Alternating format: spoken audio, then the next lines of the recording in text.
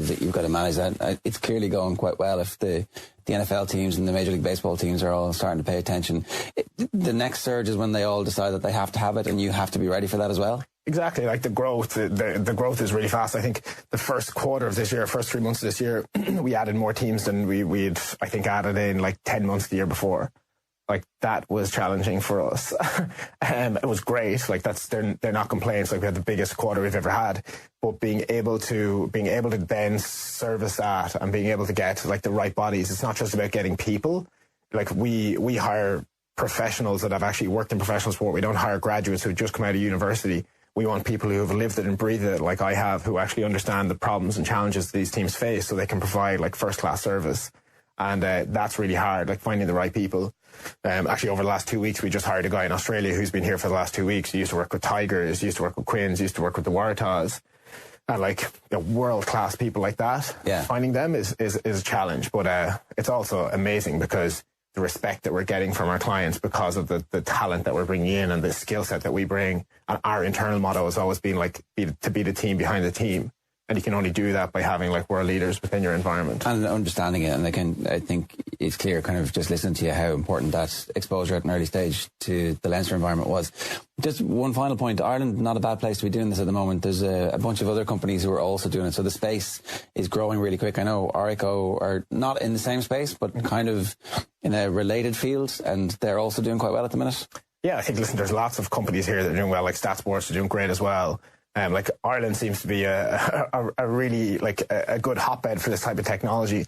I think that's happening just because we're small over here. We're so passionate about sports, but we have to think globally because, you know, you can't be successful within the world of sport by just being here based in Ireland. There's 4 professional teams and that's it. So you think about these things in a way bigger way. And I also think like being Irish helps. We're liked in most places that we go. So, you know, walking in the door with an Irish accent is never a bad thing. And then also, I think, you know, because of the work that the Oracles, the StatSports have done over the last number of years, when we walk in, people have this expectation. They know that actually sports science and like, you know, I think brains and intelligence over here is high.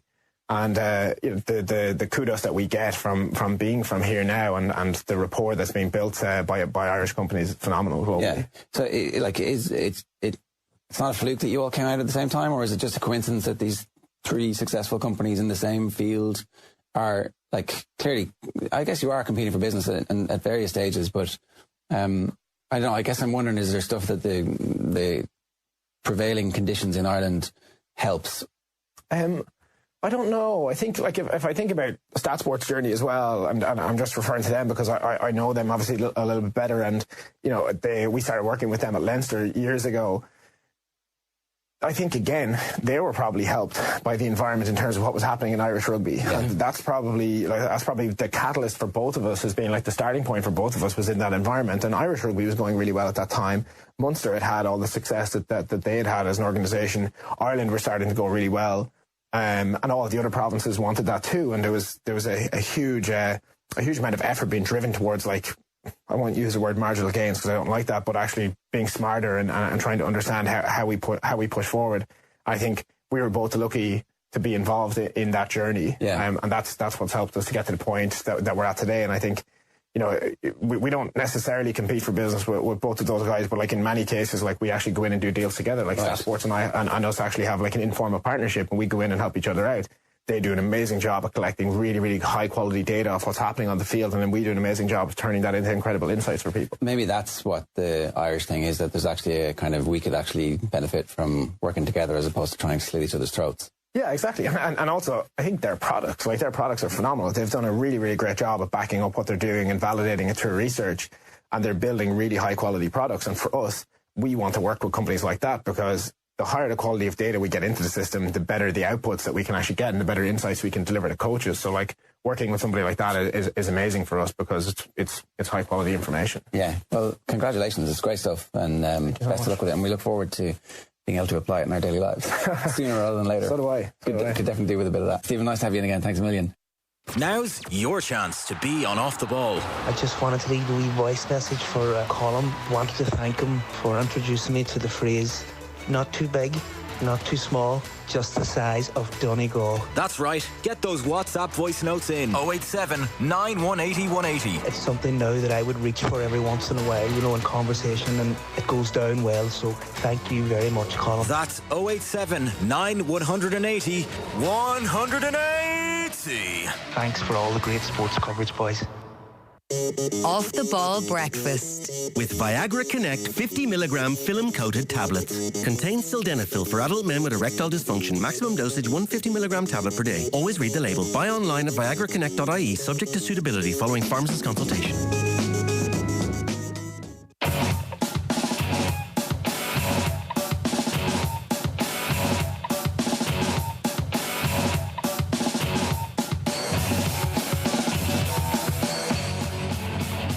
Right, good morning. It is Mick McCarthy here with you on this morning's Off the Ball Breakfast, Wednesday the 20th of May, aka the day that Aston Villa win their second European trophy. I don't know, I just decided to dress down, I suppose. There's no real need to make a big deal of it or anything like that. But anyway, here's what's coming up on the show today. In a couple of minutes, we'll be going through Wednesday's papers. Very little Villa action in there. Just two smallish sports stories, football stories that they've decided to give precedence to outrageously.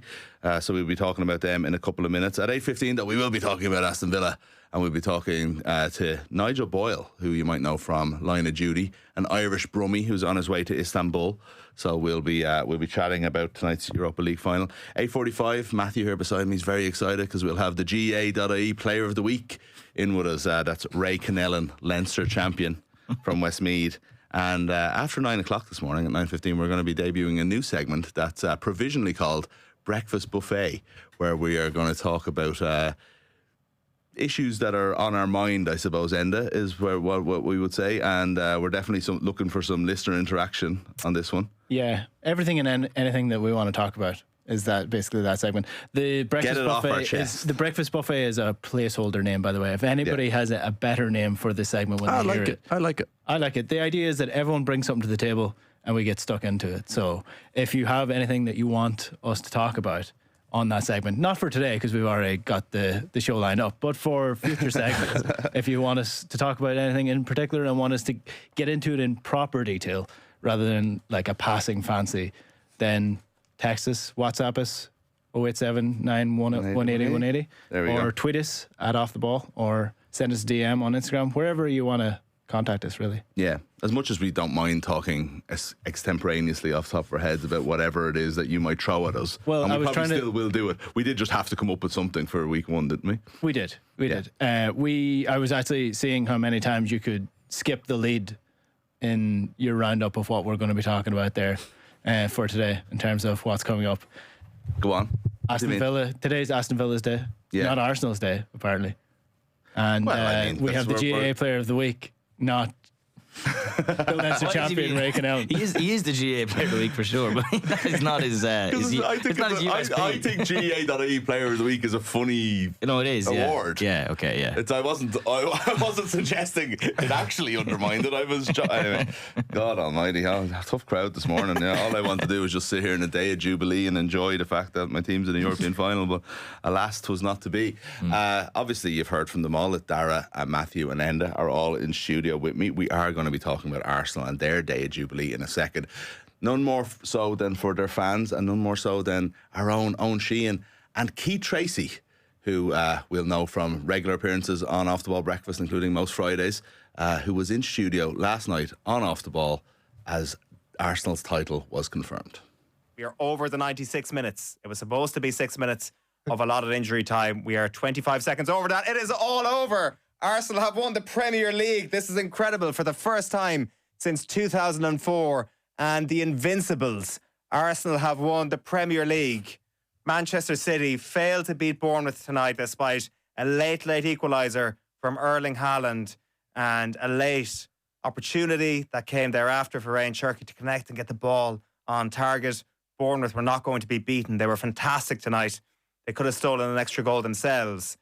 But the main story tonight is that they are popping champagne in North London, Keith, because Arsenal's 22-year drought is all over. Yeah, it's brilliant. I was looking for a Bournemouth jersey on the way in tonight and I couldn't find any Bournemouth fans in Dublin that would lend me a jersey to wear, but I tell you, Bournemouth have just got another fan in me.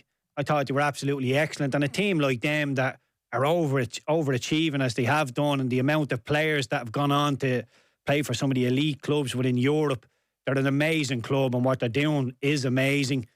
Absolutely brilliant. It's a win that will obviously be celebrated in North London, but I think we should concentrate on Bournemouth from what they've done to secure European football next season. Is unbelievable stuff. Are you for real, Keith Tracy? Allow yourself to get run away with this. Tonight is about Bournemouth.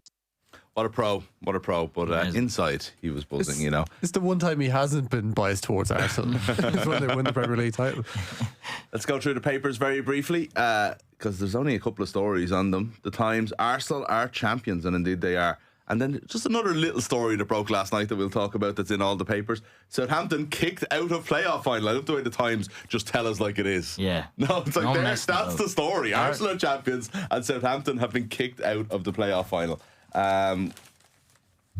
We've got the Indo City falter in Bournemouth test and hand Arsenal the title. Southampton kicked out of championship playoffs over Spygate. Southampton expelled from the playoffs in the Irish Times. Europa King Emery, well done, could be a Villa's trump card. Emery gone for his 5th Europa League trophy tonight. Fans overjoyed as Arsenal end 22-year wait for Premier glory. That's the Examiner, sorry, not the Irish Times. Gun and done it. Now we're into what I like. When a team wins a title, you go for the tabloids, don't you? Gun and done it, says the Mirror. Arsenal seal first title in 22 years. We have the Daily Telegraph here. We're the Golden Guns with 2 N's. Arsenal crowned Premier League champions with cardboard trophy. They were at their training ground last night celebrating. We got the obligatory shot of the team jumping up and down like madmen. I kind of liked it when they went to someone's gaff. Yeah, I thought it was a really weird looking. I thought it was an airport or something. It looked really strange. I like it when they kind of go to someone's gaff, like, you know, Jamie Vardy's house. Yeah. Jamie Vardy's throwing a party, and you know, everyone enjoys it. There's a story come out about that recently about Ben Chilwell. One of the players, Mark Albright or someone, got asked to go to the police station, and he went in, and Ben Chilwell was there, and he was like, "What the hell's going on here?" But they actually needed a police escort to the house because all of the fans were outside Jamie Vardy's gaff. Right, okay.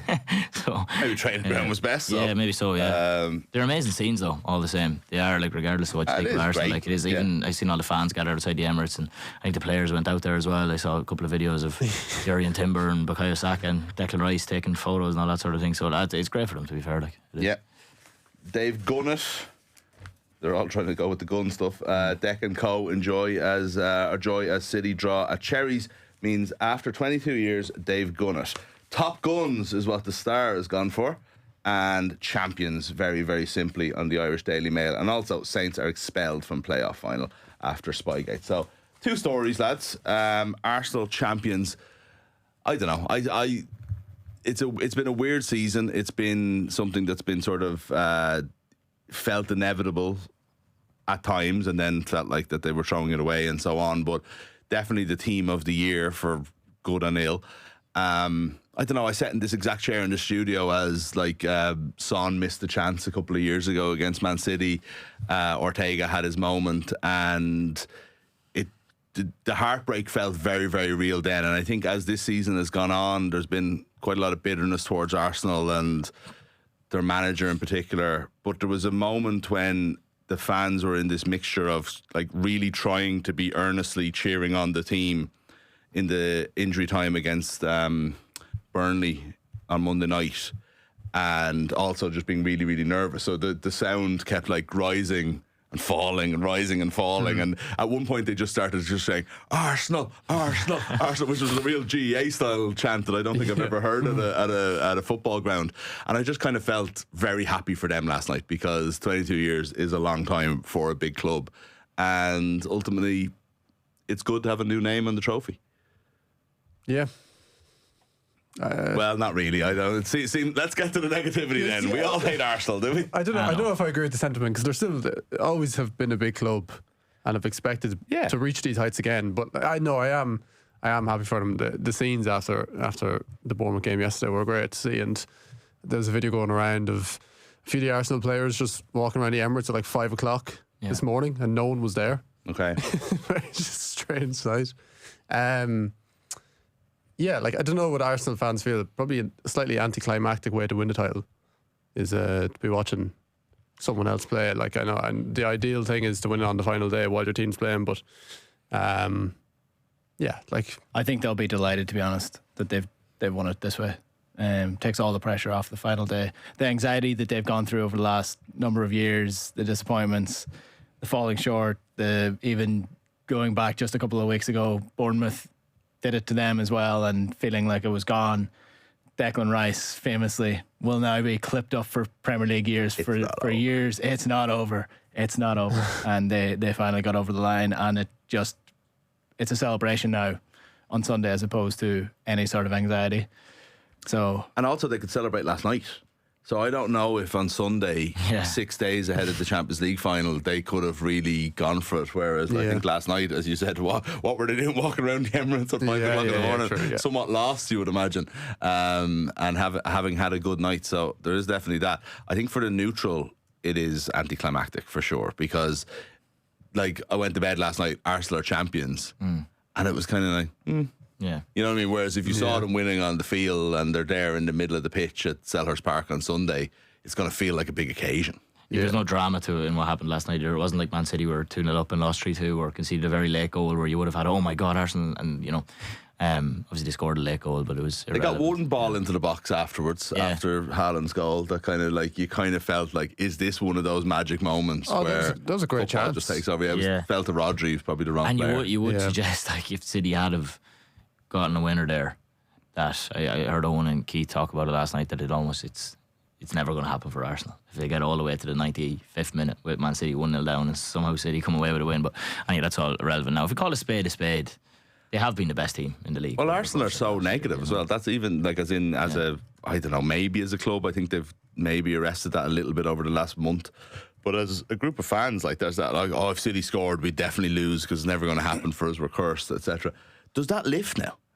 Do you go into, and I'm honestly not going to bring everything back to Villa today, I swear, but there is a parallel here of everybody feels pretty good about tonight because Villa qualified for the Champions League on Friday night, and this is just about winning a trophy. It's not about anything else now, and it's not about the fear of not being in the Champions League next year. Arsenal have done what they had to do this year. They've gone out and won the league. Now they can go in with like all pressure off to win an unbelievable double, like. Yeah, they can't. Yeah, whether they, I would be hesitant to think that Arteta will lift the shackles. You know, it's not really shackles, but I suppose confidence and sort of full belief in yourself. Yeah, maybe so. I mean, it's a possibility for sure. It is.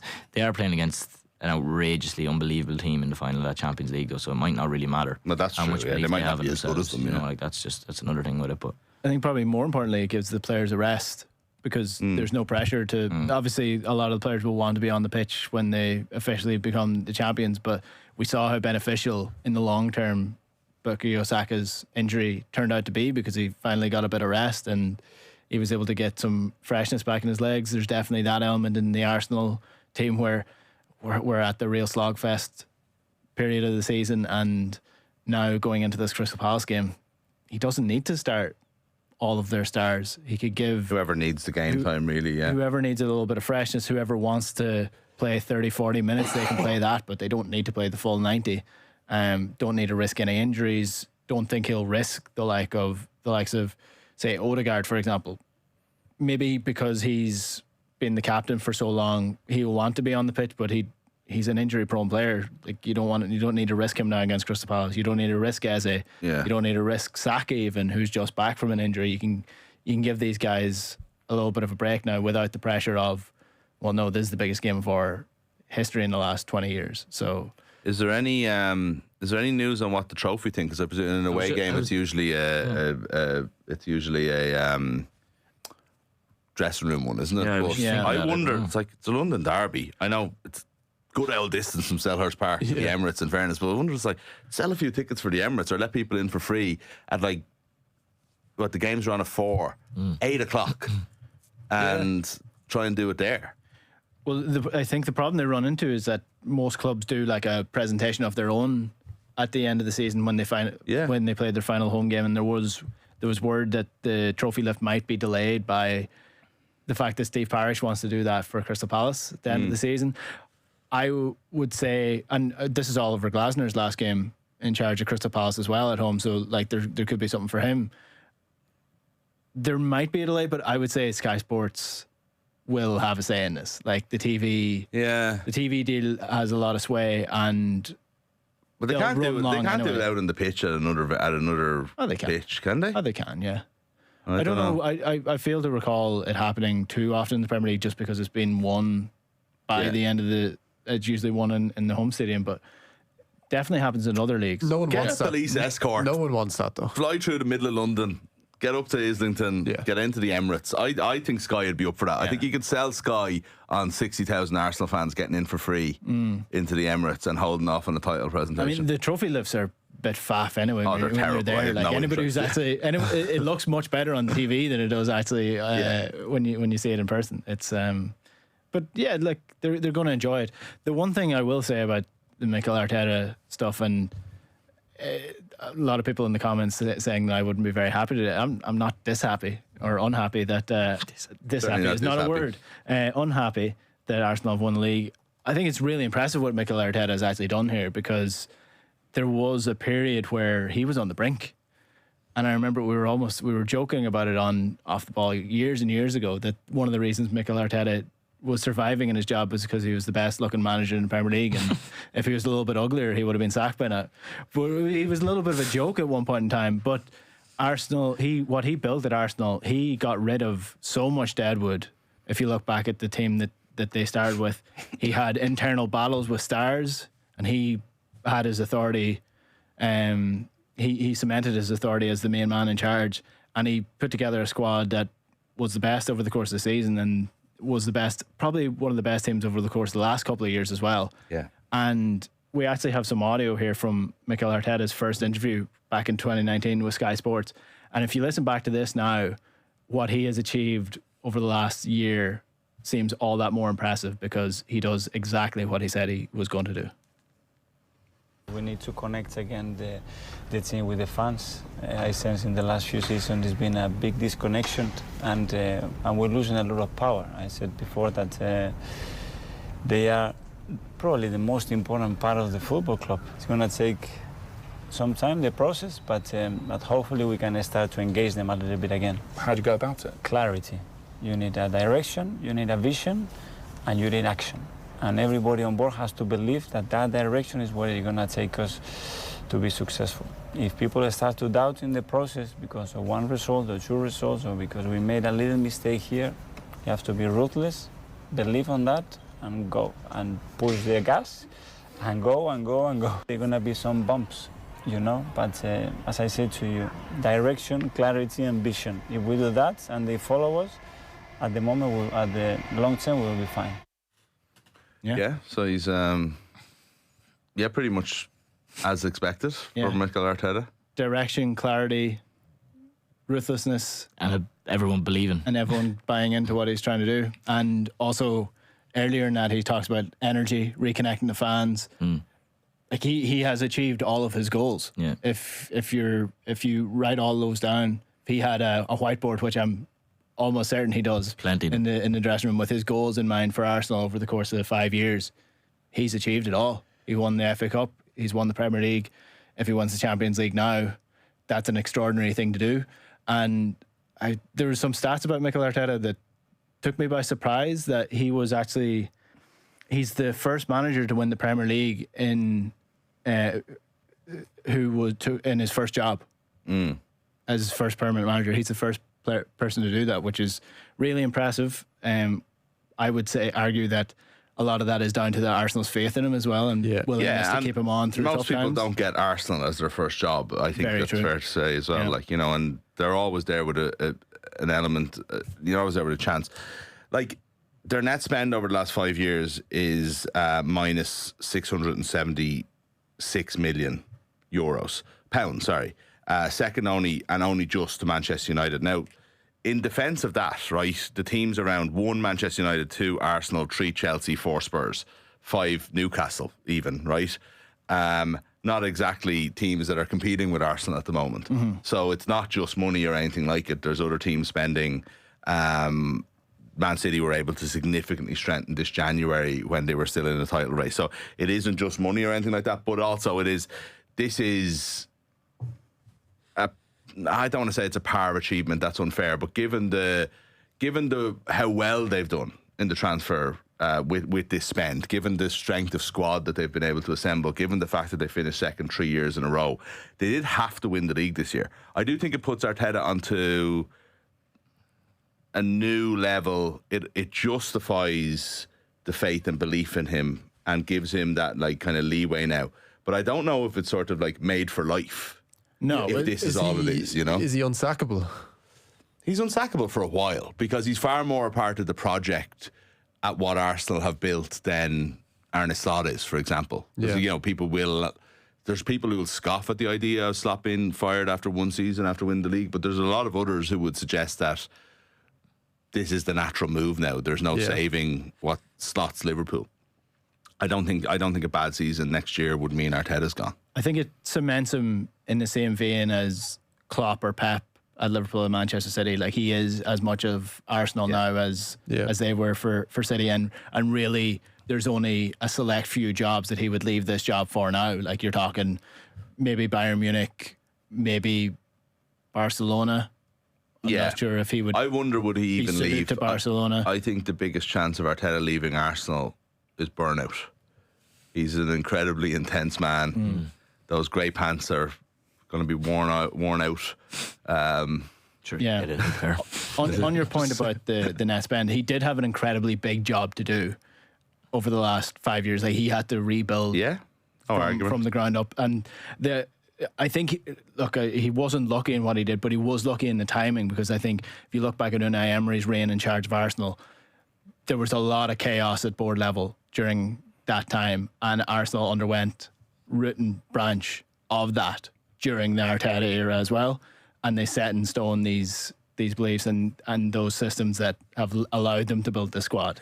Like, if you look at Arteta's first squad, his first starting 11 was Bert Leno, Maitland-Niles was right back, Socrates and David Luiz were the centre back pairing, and I don't know if this is correct or if it's a different. I'm assuming it's a different player, but they have a Saka. Did they ever left back? No, that is Saka. Yeah, They played Bukayo Saka as left back. Yeah. And then he had Torreira and Xhaka as the centre mid pairing, with Nelson, Ozil, Aubameyang, and Lacazette as the sort of the Reece Nelson. Reece Nelson, yeah. Wow. So it was a terrible team. And you look at Ozil there. Ozil was at the tail end of his career.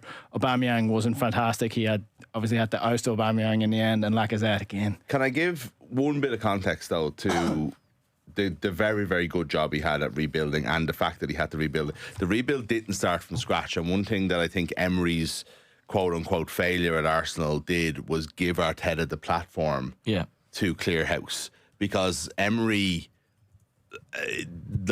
was in the process of that, and it's a tough thing because you're coming in to a place where Aubameyang is the leader of the club, and the likes of Leno, who aren't good enough, had been signed for big money. You know, like, that's a situation that you can't just come in and say there's people in charge of the player pool that isn't the first team coach that are going to fight tooth and nail to keep what they've built. What Arteta came into was a clean slate in terms of understanding that this needed to be done. It still needed to go and be done. Yeah. And who they have brought in, and how. Look, to be honest, I'm not a big fan of the style of play. I was avoiding Arsenal matches basically since Christmas, which is a mad thing to do in a really close title race. Yeah. But if I could avoid watching them, if there was a second screen choice, I was probably choosing the second screen. You know, at the same time, they have a very defined style of play that has won them the league. And I think the coach needs to get credit for that too. Like, you know what I mean? Because we can talk about spend and players and all. The coach is just one person in that, in a wider cog. But he's come in and completely changed the style of play in a way that's overhauled City. Yeah, 100%. And that's the thing with Arsenal has always been, there's been recognition for the job that Arteta's done, and the fact he's taken them from where they were to where they are, and to being true and proper contenders across all the competitions, really. I mean, the Champions League semi-final last year, not that it gets forgotten about, but they ran PSG right to the wire more than anyone else did in that competition. But the thing has always been because of the way lost on penalties. Yeah, well, true, fair point. Yeah, fair point. But Arsenal were right in that game. Yeah, they did. Yeah, they did, I suppose. Yeah, but still, points to stands. They ran as close. It was a very tight game, and Liverpool might have not lost on penalties. Now that I think about it. no, they did. Okay, they did. Yeah, it was 1-0 either way. PSG played them off the park in the first leg, and Liverpool won 1-0, and then PSG went 1-1 in Anfield. Anyway, that's a very irrelevant aside. The thing with Arsenal has always been because of the way they've gone about it and because of the way they played their football, and it's rubbed people up the wrong way, and that's fine. And Arsenal fans will tell you they don't care about that, about rubbing people up the wrong way. I think they do, but they won't care about that today because they've gone and won the league. For Arteta to be recognised as what he is now, they had to get over the line, because the way they've gone about it, if they failed to get over the line again, that was more of an indictment on them actually getting over the line now. And they have gotten over the line now. Yeah. So the recognition is going to be given. But that recognition and that praise couldn't be given at 100% value until they got over the line, in my opinion. And I think that's fair. No, I think it is mad, though, how fine a line it is, because if they don't win the league this year and you finish second 4 years in a row, it's a massive failure, and I think there's a mark that's very hard to come back from. Yeah. But now they have done it. You kick on. Yeah. It's massive success, and I think it was more of a fine line for Arsenal than it has been for others, you know, as far as you go there about the fine margins where it's a complete failure or it's a raging success, and they've teetered along that for the entire season, where it's looked like it was going to be a major success, and then it looked like it was going to be a roaring failure, a raging failure, and here we are now, and it's nothing but success. Yeah, and I think there's more to, people talk about fine margins in sport. There's more to winning a title than just, earning more points than the team below you. Like, there's a certain mentality shift that has to happen. And I think about that game, Mick, you'll remember when Aston Villa beat Arsenal 2-0 in the Emirates, and that was kind of the end of that title run in 2024. And that felt like, why did that happen? But that was a game they would have addressed and looked at. We were far too vulnerable defensively. Arteta addressed that, changed the system to what it is now. Not the most pleasing on the eye, but it's designed to win a title. And that's what he's done. So I think you can't really criticise the style of play too much. Like, there's been many examples of boring football that has won the Premier League before. I don't think it's something that should be held against them. People are allowed to not enjoy the games, but that's it. That's what I was going to say. Yeah, two things can be true at once. Yeah, I think it is fair to criticise how it looks, and like, it was very, very fair to criticise Big Jack's Ireland, but it was also fair to say this is as high achieving as they can be. It's. I think those things can be true and equal at the same time. Any more on Arsenal then before we move on? There's another big story. There's quite a big story, I'd say, yeah. Okay. I don't have anything to add on Arsenal. Congrats to everyone, all the Arsenal fans in our comments. 22 years is a long time. When Arsenal won the league in 2004, Thierry Henry, peak of his powers, undefeated season, the Invincibles, it did feel as though they were the superpower. They were on the verge of becoming the superpower of English football. The year after, they stayed unbeaten for another while, and it all kind of went to hell. Chelsea were on the march, Mourinho's Chelsea, and Arsenal just collapsed. And whatever it was that made their beautiful football of the early Wenger years mixed with the grittiness of the old school Arsenal, the grittiness of it disappeared, and they became a club in absolute calamity. Is that too strong a word? It was definitely Arsenal, the banter years anyway. And a few bad years. A lot of us kind of pined, I suppose, as somewhat neutrals certainly in terms of Big Six, as people would like to call them. Arsenal were a very favoured club amongst those of us, again, like myself and yourself, who are outside of the big boys. And you wanted kind of the Fabregas era to work. You wanted them to kind of have a bit more bite and for their beautiful football to actually show up in success. And it just became clearer and clearer and clearer it wasn't going to happen. And there is something very weird about them being back with such a vastly different football club now than what they were 20 years ago. But if you're a fan of theirs, nothing changes Well, because the style of play doesn't matter when you're really a fan. If you're going to the Emirates all the time or you're watching them on TV from Ireland all the time, you know, it's success after 22 years. For many Arsenal fans of a certain generation, this is actually a return to what Arsenal football is. Absolutely, in the George Brand era. Arsenal. Like, I think anytime you become a joke in popular culture, you're probably doing something right or wrong. And Arsenal during the Fabregas era became a joke in Peep Show with the thing about Arsenal is they always try to walk it in. IT crowd. Was that IT crowd? Sorry, IT crowd. Not same vibes. Same vibes, absolutely. You know what I mean. Like that's the joke that Arsenal became. They became a team that played beautiful football but won too many passes all the time. But there is also a big football story to get there. Yeah. Okay. Before we do, off the ball breakfast with Viagra Connect 50mg film coated tablets contains sildenafil for adult men with erectile dysfunction. Maximum dosage 1 50mg tablet per day. Always read the label. Buy online at viagraconnect.ie. Subject to suitability following pharmacist consultation. The other big story is that the funny story we joked about in here Friday 2 weeks ago with Keith Tracy about man in the bush taking pictures of Middlesbrough has resulted in Southampton being kicked out of the playoffs. Unprecedented. A few days before the playoff final, Middlesbrough, who lost and are their season was over, are back in, which I'm not sure I love, I have to say. A team that loses a semi-final gets reinstated. And Hull, who've been waiting to play Southampton, are now playing a completely different team in 4 or 5 days. What do we make of all of this, gentlemen? It's crazy, is the first thing. It is absolutely mad that this has happened. I think the EFL have made an example of Southampton, really, regardless of whether you think it's the right thing to do or the wrong thing to do. I would agree that the Middlesbrough being reinstated is slightly odd in that they had an opportunity to go and win the game and they didn't. And I understand how aggrieved they are. Now, what I do think is interesting is this is not going to be the end of this story by any means. I mean, whatever about Southampton appealing it, I was reading through the EFL statement and they've said that they admitted breaches on behalf of Southampton, so they admitted guilt on a few different occasions, one of which being against Oxford in December of 2025 and the other being against Ipswich in April of 2026, alongside obviously Middlesbrough in May of 2026. Interestingly enough, the Oxford game and the Ipswich game, they didn't win. There you go. So they've admitted guilt to spying on teams that they didn't beat. So do you think that was a preemptive I would say that's strike of trying to suggest this is irrelevant? Yeah, I think it's a damage limitation thing as well, because if you admit it, and bear in mind, like, they're two of the only games that they didn't win over the course of Enda Eckert's reign, because they won pretty much all around them, you know. So there's been a lot of teams that have been affected by this outside of Middlesbrough. I mean, you look at Millwall, if they had have lost on the last day of the season, they would have been in a playoff final here, because no doubt Southampton would have gone and spied on Millwall, unless they didn't rate them that much, which I doubt. If you look down the bottom of the league, Leicester were beaten twice by Southampton in that period of time. 6 points lost, they get relegated.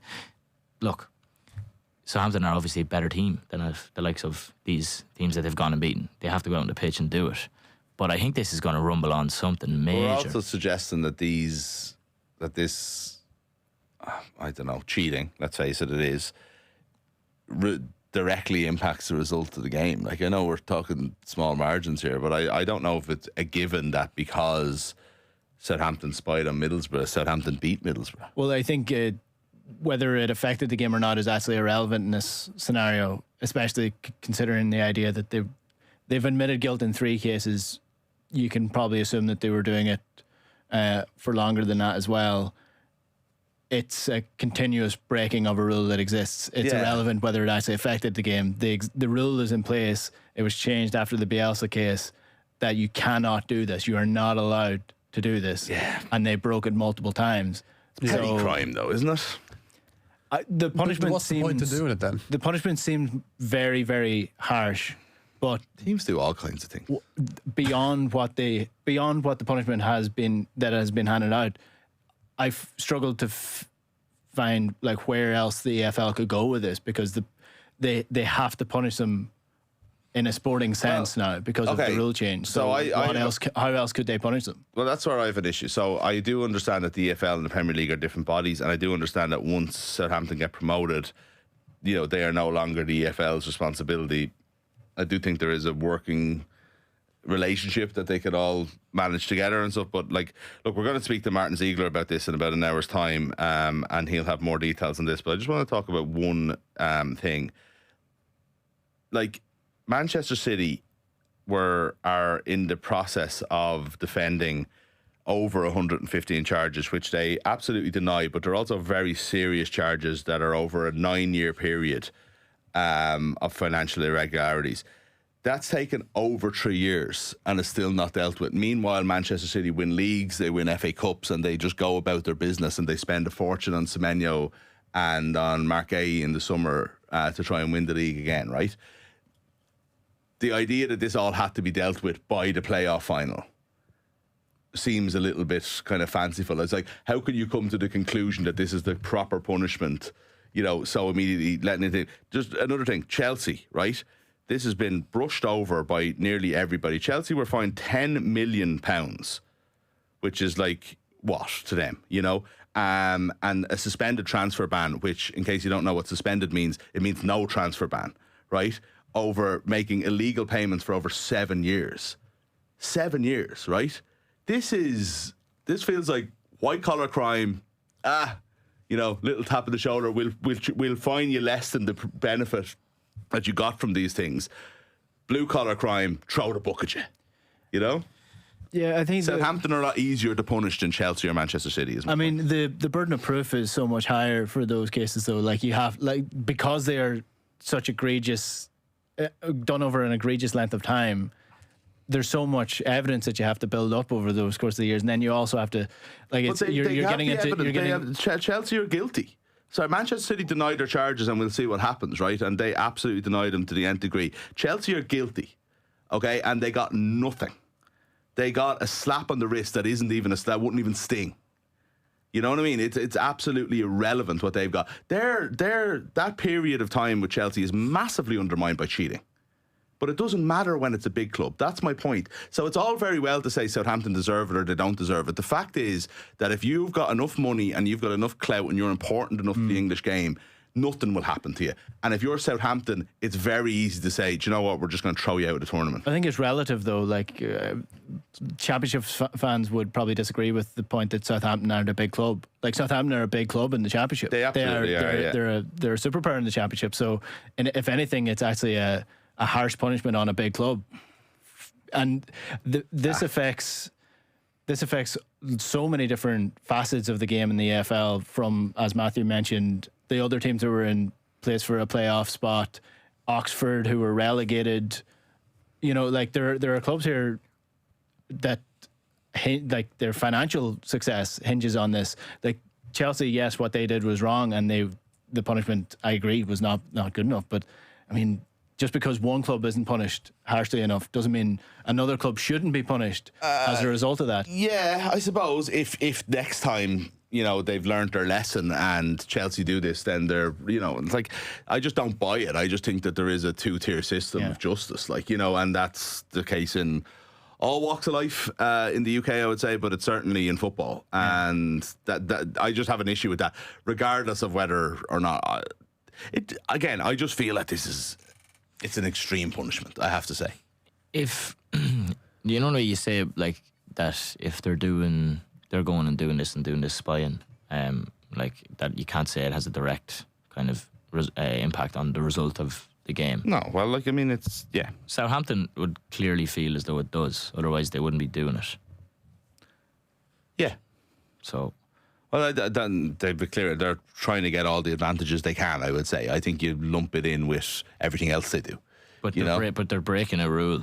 They are breaking a rule, yeah. And it's not that they weren't aware of said rule either. I'd imagine they knew they were breaking a rule. And the other thing that comes into it as well is, as far he wasn't doing a very good job of hiding himself, I have to be honest.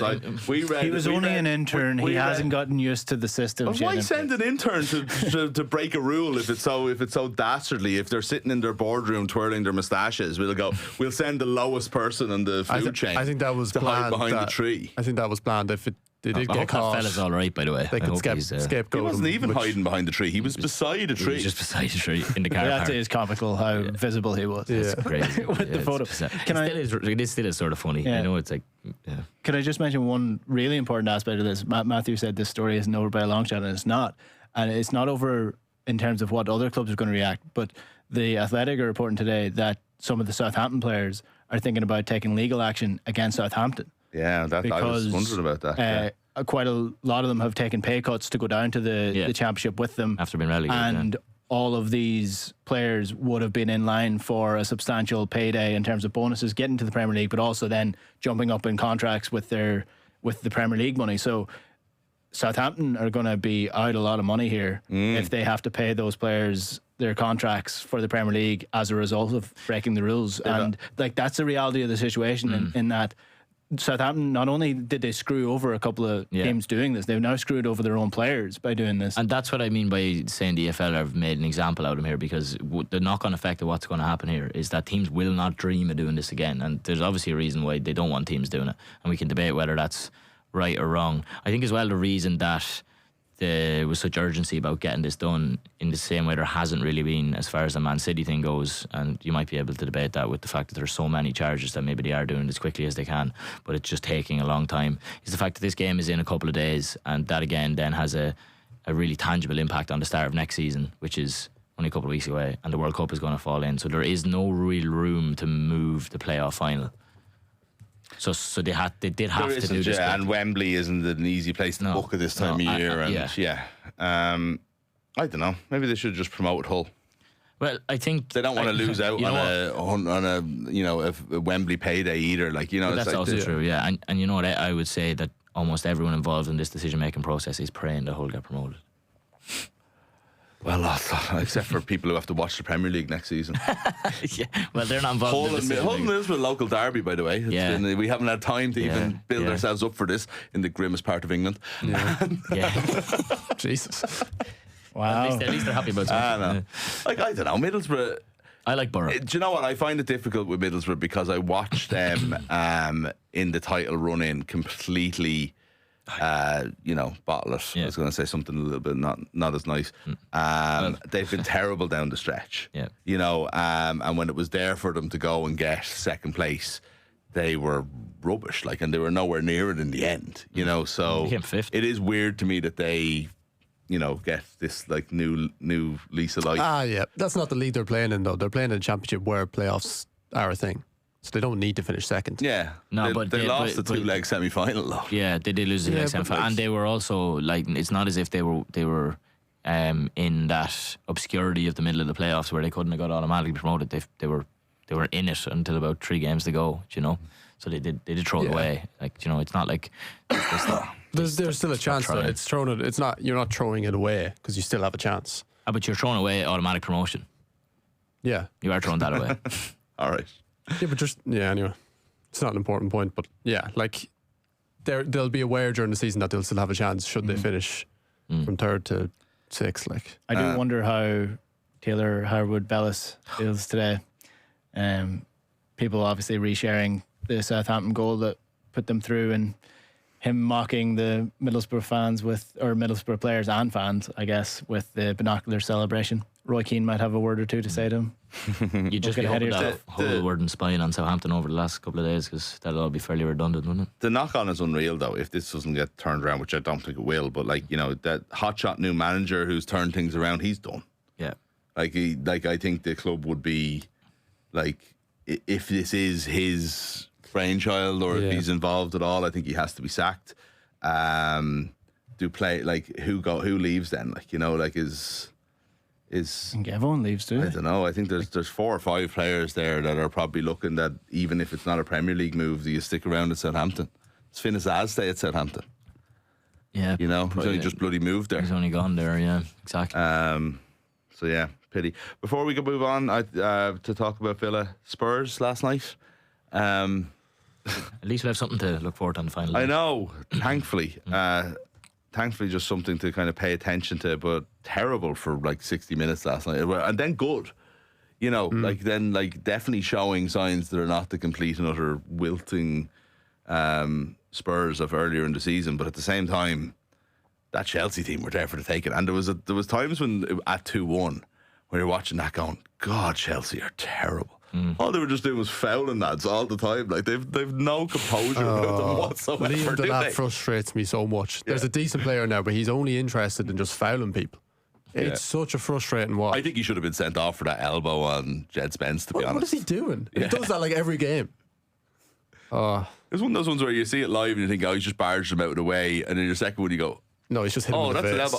Oh wait, that's like he swung his elbow at a man's face. Like, didn't even seem to have a VAR check from what I could see. But Spurs are keeping us involved anyway. They're home to Everton on the last day, and Spurs at home has not been a happy hunting ground for them most of the season. So that'll be interesting. And then West Ham are home to Leeds, who refuse to just go onto the beach. They just seem to be a team that they ruined Brighton's Champions League hopes at the weekend.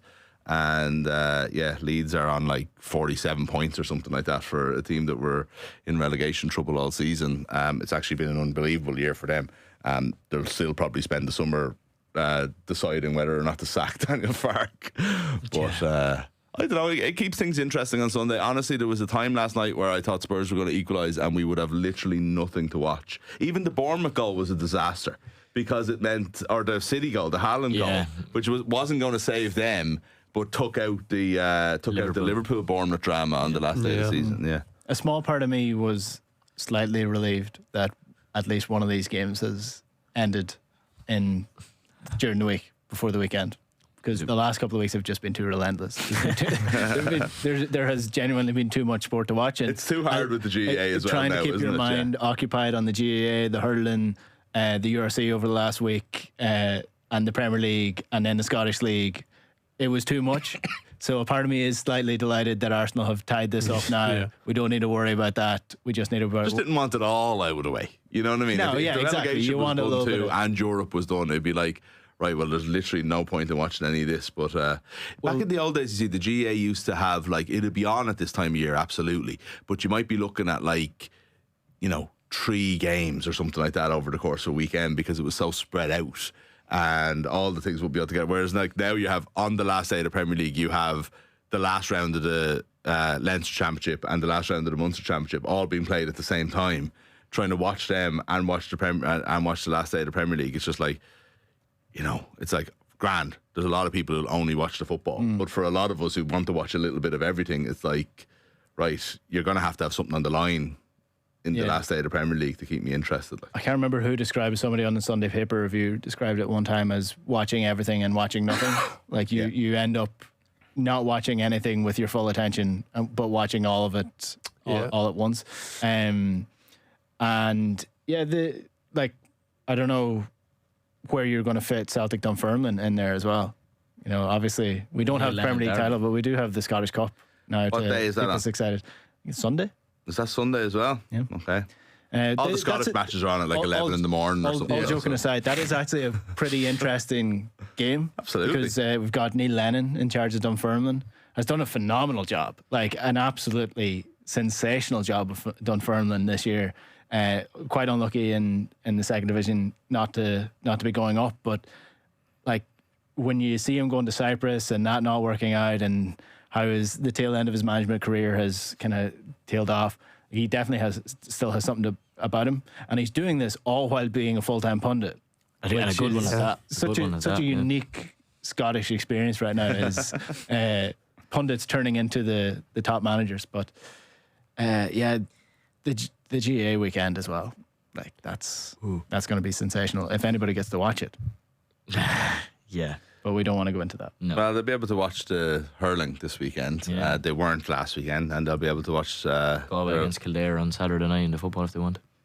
Is that on RT? It's on RT, yeah. You could always, sorry, I say this as if like people are completely like, it's not firewalled from watching GAA Plus or GAA. Yeah, you can always buy your subscription or buy an individual game. We can be one-sided on this conversation a little bit. Sometimes these games are like, sorry, we're not going to relitigate here, but I was fairly harsh on GAA Plus last Monday, and I think we've all had our say at this stage. The one thing I will say is, like, it does make sense that if you're going to have this service and make it so that you can have the games that wouldn't otherwise be on the TV available, then you do have to have a Kerry Donegal or a Clare Tip to make that viable. The few games that otherwise should be on terrestrial TV, and it doesn't include All-Ireland semi-finals, it doesn't include an All-Ireland final, you know, they do have to pay for all the other games that you should be watching. My point is, if you're doing that, it shouldn't be a for-profit thing. You know, how do you not show Offaly and Wexford last week, which was a massive game? You know what I mean? If we're going to be in this, but we show way more, then I kind of think you should be showing, if not everything, then almost everything. There's everything, yeah. You know, anything that really matters anyway, so. Yeah, I think as well with that, as you say, about being able to pay for the other games, you probably would get this, not the same, but you would get a decent portion of people buying a Cork and Meath game that you wouldn't really need to have both Cork, Meath and Kerry Donegal. Yeah, you were originally able to do this, right? I didn't imagine that when they first set up. You still can. You still can. You can still buy an individual game. I think it's €15. Well, I bought the Dublin Louth game. See, the price point's just too high. €15, yeah, that was €15. If you're paying €15 for one game, you may as well pay the 95 for the whole season. Yeah, that's, maybe. Yes, that's, Do you know what, that's though? how they get you. Like. When you've paid the 95, as I have, you feel more obliged to sort of like get more out of it. So it's like when, you know, Dublin and Wexford was on at on RT's the same time as like Galway and Kildare, and I'm like, I'm gonna watch Galway and Kildare. You know, it's like I've paid for it at this stage. Are we moving on? Yeah, I suppose the last one, just while we're on the GAA, Matthew had a bit of a scare yesterday. This was actually very funny, and it just shows you where we're at with Westmeath football at the minute. Was about what time was it? About 11:15 yesterday morning. The tickets for Westmeath Cavan went on sale. I had no idea where you were going with that. The fear in his eyes. I saw it. Yeah. What? Yeah. That man nearly had a heart attack. I don't know what happened with the website at the time or what went wrong, but it seemed like the tickets had sold out instantly. Like 4 minutes. Within 3 to 4 minutes. Yeah. The 12,000 tickets, I think, for the Cavan Westmeath game were all gone. And Matthew was having a bit of a sweat, but it bounced back. Yeah, I reloaded it. But it eventually did sell out then quite quickly. They were all gone within the hour. Yeah, I reloaded a couple of times, and I managed to grab 2 or 3 of them at about 12:15. And then went back on maybe 20 minutes later, and there wasn't much joy to be had. So, remarkable stuff. The hottest ticket in town, I think, is a fair thing to say. And, yeah, it's amazing. We'll talk to Ray Connellan in just about 20 minutes or so. So, looking forward to that. Westmeath still talking about them on a Wednesday. That's how big Sunday was. I'm sure we were talking about loud on the Wednesday last year. So. I'm sure we were. Yeah. Okay, great stuff. We're thanks a million, lads. We're going to talk to. We're going to talk a little bit about Aston Villa in just a couple of minutes, but before that, let's get to the cash machine. Off the Ball's cash machine. Okay, taking part is easy. We're about to give you an amount. You take note of it, enter, and if we call you and give us, you give us the number and you win the cash. The cash amount is €200,000. That's €200,000 exactly. To enter, text OTB to 57557. That's 57557. Cost is €2.50 plus your standard message rate to play. You have to be over 18. You're playing across the Go Loud network of stations. Full terms and conditions are on our website at offtheball.com. Get your entry in by 3 p.m. this Friday, and the cash machine will then randomly pick a number, and it could be you that we are calling. Answer within 5 rings, tell us the prize amount, and the cash is yours. So that's €200,000. Text OTB to 57557. That's 57557. Off the Ball's cash machine. Off the Ball rugby. Yeah, he's such an important cog, and like even when he left, we referenced him every week over something, you know. Character, like definitely top 2-3 leaders that I've ever shared a building with. Join in the obsession. Subscribe now at offtheball.com/join. Off the Ball breakfast. With Viagra Connect 50 milligram film coated tablets. Contains sildenafil for adult men with erectile dysfunction. Maximum dosage 150 milligram tablet per day. Always read the label. Buy online at viagraconnect.ie. Subject to suitability following pharmacist consultation.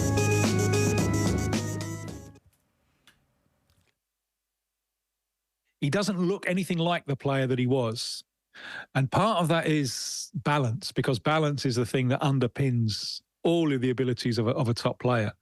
And there are times he's always reminded me, and this is sacrilege to some, but he's always reminded me of George Best in his capacity to move like at a 45-degree angle. When he's been trying that now, he falls over. And he's been giving the ball away quite a lot because he can't get his body to get into the right position to make the pass. Now, this could be, well, with the rhythm of games, he will improve.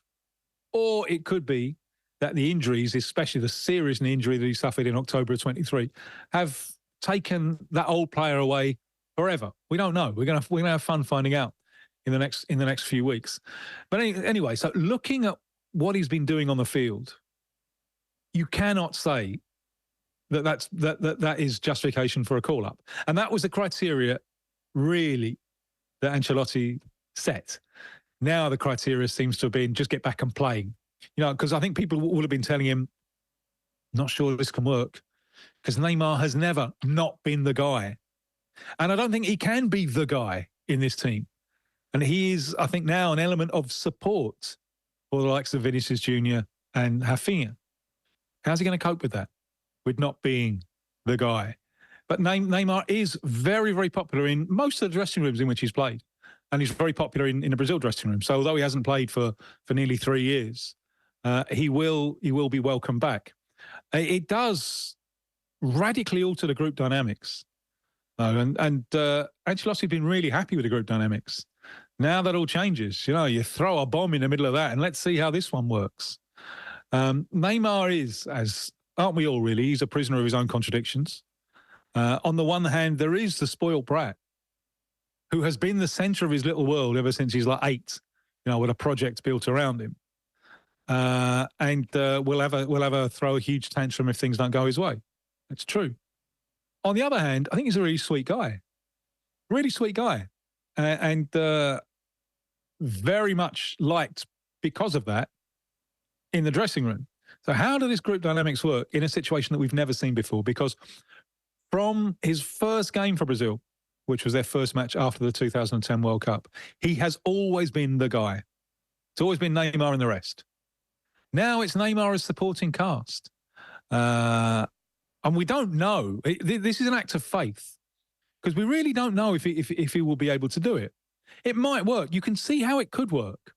And Neymar used to be, the phrase that was often used over here, used to be both bow and arrow. I don't think he can be the arrow anymore. That's not a problem because they've got Vinny. He's one of the quickest arrows around. They've got Rafinha. He can be the bow. That was Tim Vickery on last night's Off the Ball talking to Owen about Neymar being included in the Brazil squad for the World Cup. There's a lot happening in football at the moment. And far too late in the show for my liking, against all my arguments, we're finally going to talk about Aston Villa and their Europa League final against Freiburg in Istanbul tonight. Actor Nigel Boyle joins us on the line now. You might know him from Line of Duty's DCI Ian Buckles, as well as other TV shows and movies. But today he's primarily an excited fellow Aston Villa fan on his way to Istanbul. You're in the airport, I believe, Nigel. I am, yeah. I've managed to find a quiet spot here to do this, but it's packed. Villa fans everywhere. There's people everywhere. But yeah, I'm raring to go now. Amazing. I looked at flights during the group stage, even from Dublin, and it was already kind of a little bit ridiculous, especially when you were taking a punt on Villa getting this far. So I can only imagine if that was what was happening from Dublin, that the airports in and around Birmingham are a little bit insane this morning. Oh, it's crazy. Yeah, I mean, I live down south, so but I was at the semi-final second leg when we beat Forest, and we were coming out the ground looking at flights there, and even then they were like £600 upwards. So I thought I can't book this without speaking to the missus first, and Lainey's a big football fan. She's an Arsenal supporter, so she's very happy today. But she said, no, you've got to go. So I managed to get a flight out of Birmingham.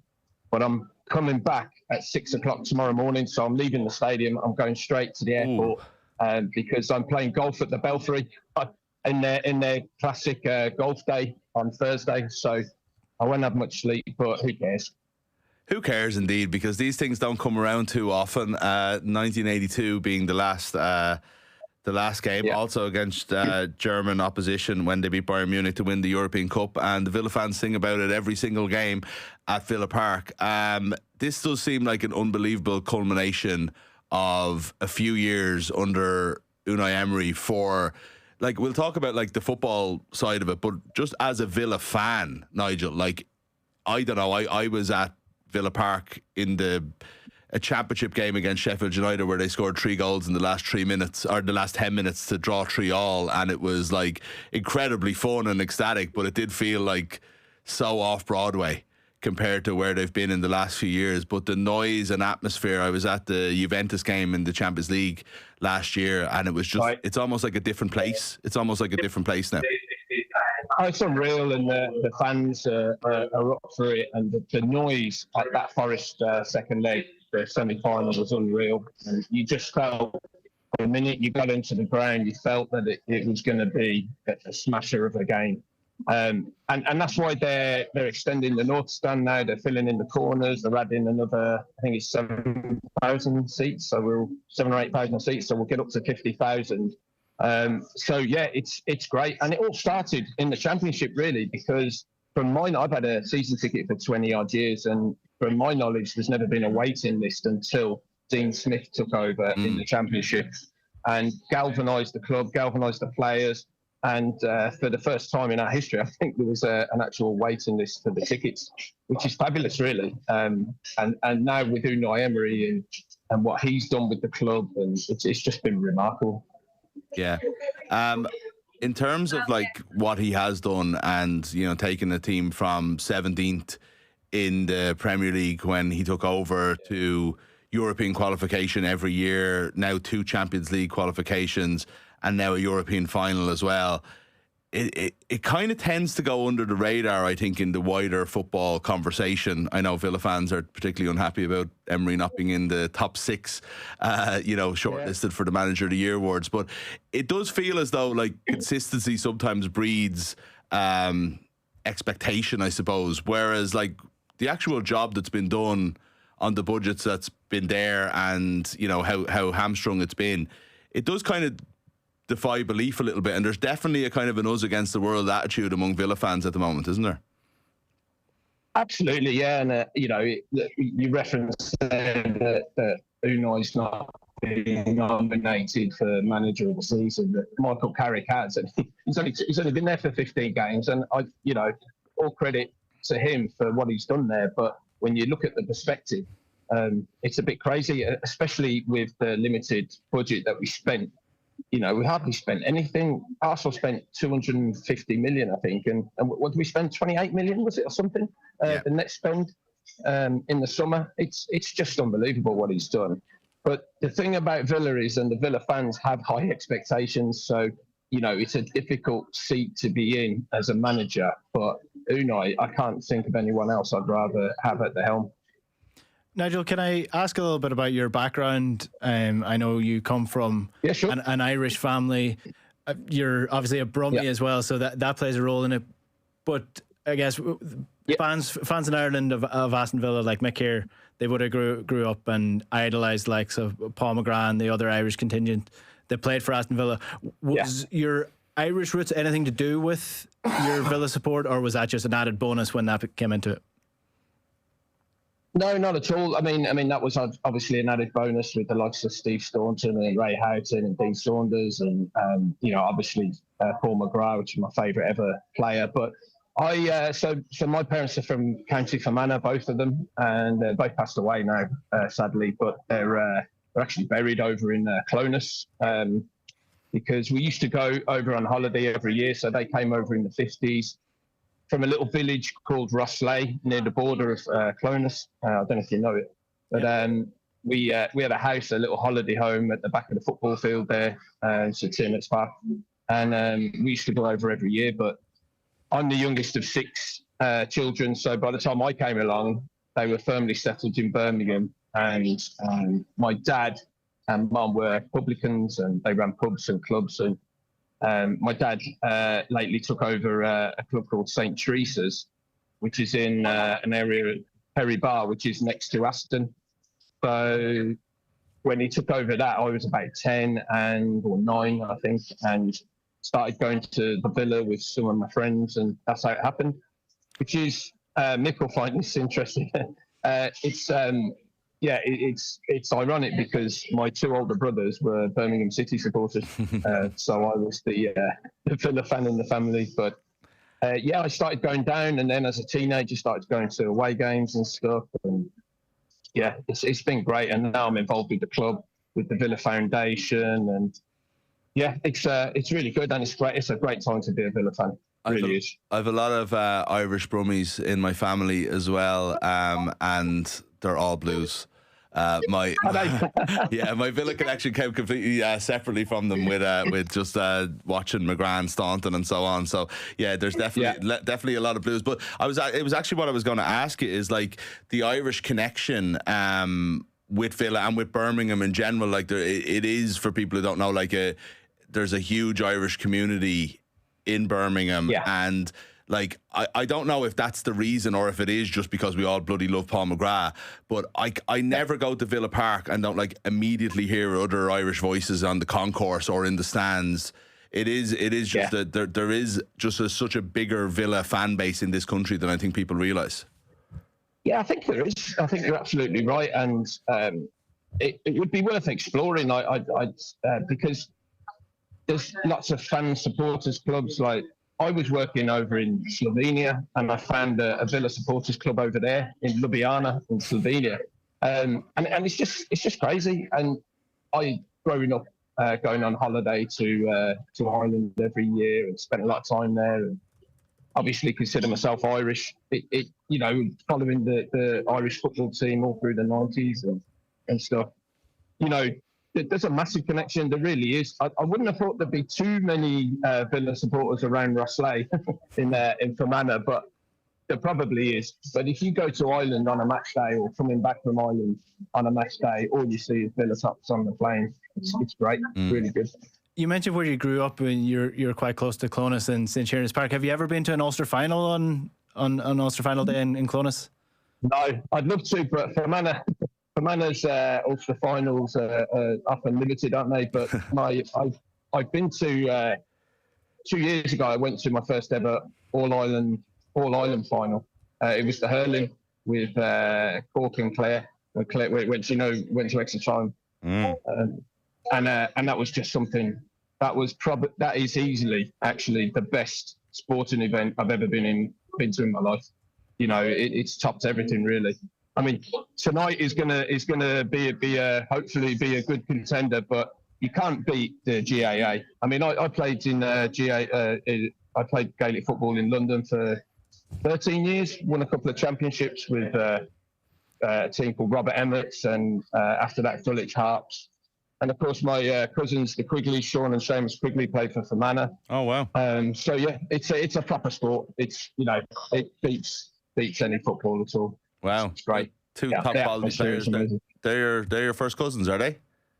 Second cousins. Second cousins of mine. Yeah, good lads. Yeah. But yeah, I love the Gaelic, and I'd love to get over to an Ulster final at one point. But yeah, going over to Clonus and everything, it was every year. It was and being so close to the football pitch, it was just great. Like we were literally at the back of the pitch.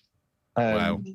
Where our house was, it was great. Well, hopefully, Fermanagh are going to do well at some point. We can only hope, can't we? But being such a small county and limited feeder clubs, what do you expect? And in a pretty tough bloody province as well. So hard. Yeah, exactly. Well, you got the likes of Armagh now and Donegal. God, everyone's great, and that's their own. It's amazing. Yeah, the quality has really come really through, hasn't it?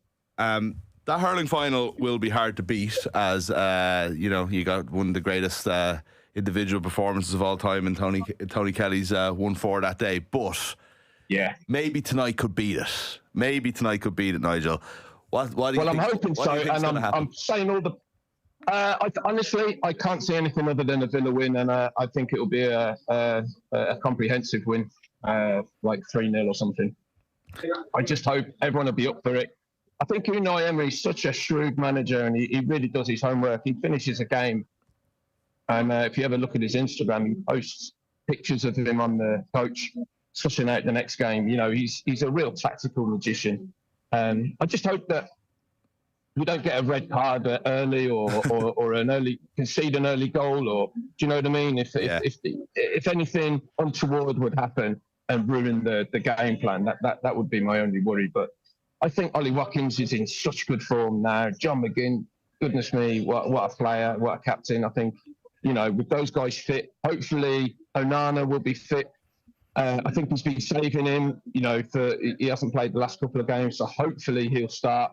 And I think we'll just be, you know, with Emi Martinez in the sticks, so who else would you want? Do you know? Yeah, it's going to be an amazing occasion. I think people will be surprised by the amount of fans that Villa are going to have in the stadium. It's going to be an incredible one. Yeah. Nigel, we're going to see you in a new show on ITV soon. Yeah, it's coming out in September. It's a show called The Blame with brilliant actress Michelle Keegan. I'm sure you know her. Yeah. And the other lead is Douglas Booth. Douglas Booth, massive actor. Yeah, it's a really good thing. Back in the familiar setting of a police station, I play Shergill, the head of digital forensics. It's going to be out on ITV in September. Look out for it. It's going to be really, really good. It's great. It's a great show. It's going to be massive. Great stuff. Looking forward to it. And yeah, again, enjoy tonight. Thank you so much for joining us from Birmingham Airport. And yeah, just like maybe like, you know, if they win, maybe you'll allow yourself like a small airport kip or whatever before the flight tomorrow morning. Well, it's a 4-hour flight. So my flight's at 6 o'clock tomorrow. So I'm hoping I'll get some sleep in there. But look, if we win, who cares? I don't need any sleep. I'll be running on adrenaline. It'll probably improve my golf at the Belfry. Maybe, yeah. Nigel Boyle, thank you so much for joining us. And again, enjoy the game tonight, as I will, Enda. Yeah. Cheers, Nigel. I'm genuinely just in a bit of a kind of a, I don't know, it's hard to explain because it is kind of, and we'll talk about this a little bit later on about like, you know, it's only as a lot of people would say, like, you know what I mean, it's only the Europa League. English teams probably should be favoured to win, but it also, like, you do kind of bring in your entire fandom into it. And again, talking about like going to Sheffield United, that was actually the year Villa got promoted, but it was much earlier in the season when things were a disaster. Like they were 12th in the league or something like that at the time. They were going nowhere. You know, things were in utter shambles. And then when you think just like John McGinn was at the club that night, he wasn't playing that night, Tyrone Mings was there. And that's it, I think. And when you think about like the journey that's been since, like it does, I just feel just winning a trophy tonight or, you know, winning a European competition, it's just kind of incredible. You know what I mean? It does justify a kind of a long, you know, group of or wasted Saturdays and Sundays of over the last number of years. As long as they don't go and do what West Ham did and sack off the manager a couple of months later. That's not going to happen. But I don't think that'll happen with Unai Emery. What do you support, Villa? Was it Steve Staunton, Paul McGrath? Was it really, yeah. I've mentioned this before, right? So there's a funny thing in that I really liked Villa. I wasn't a Villa supporter. And it was probably, I was like 5 or 6 the year they came second to Liverpool. And you don't really know too much about football then. But what I knew is that I really liked Tony Daly, who was a dreadlock left winger. Right. It was, you know, that's an attractive thing to who can run past people and really fast down the wing.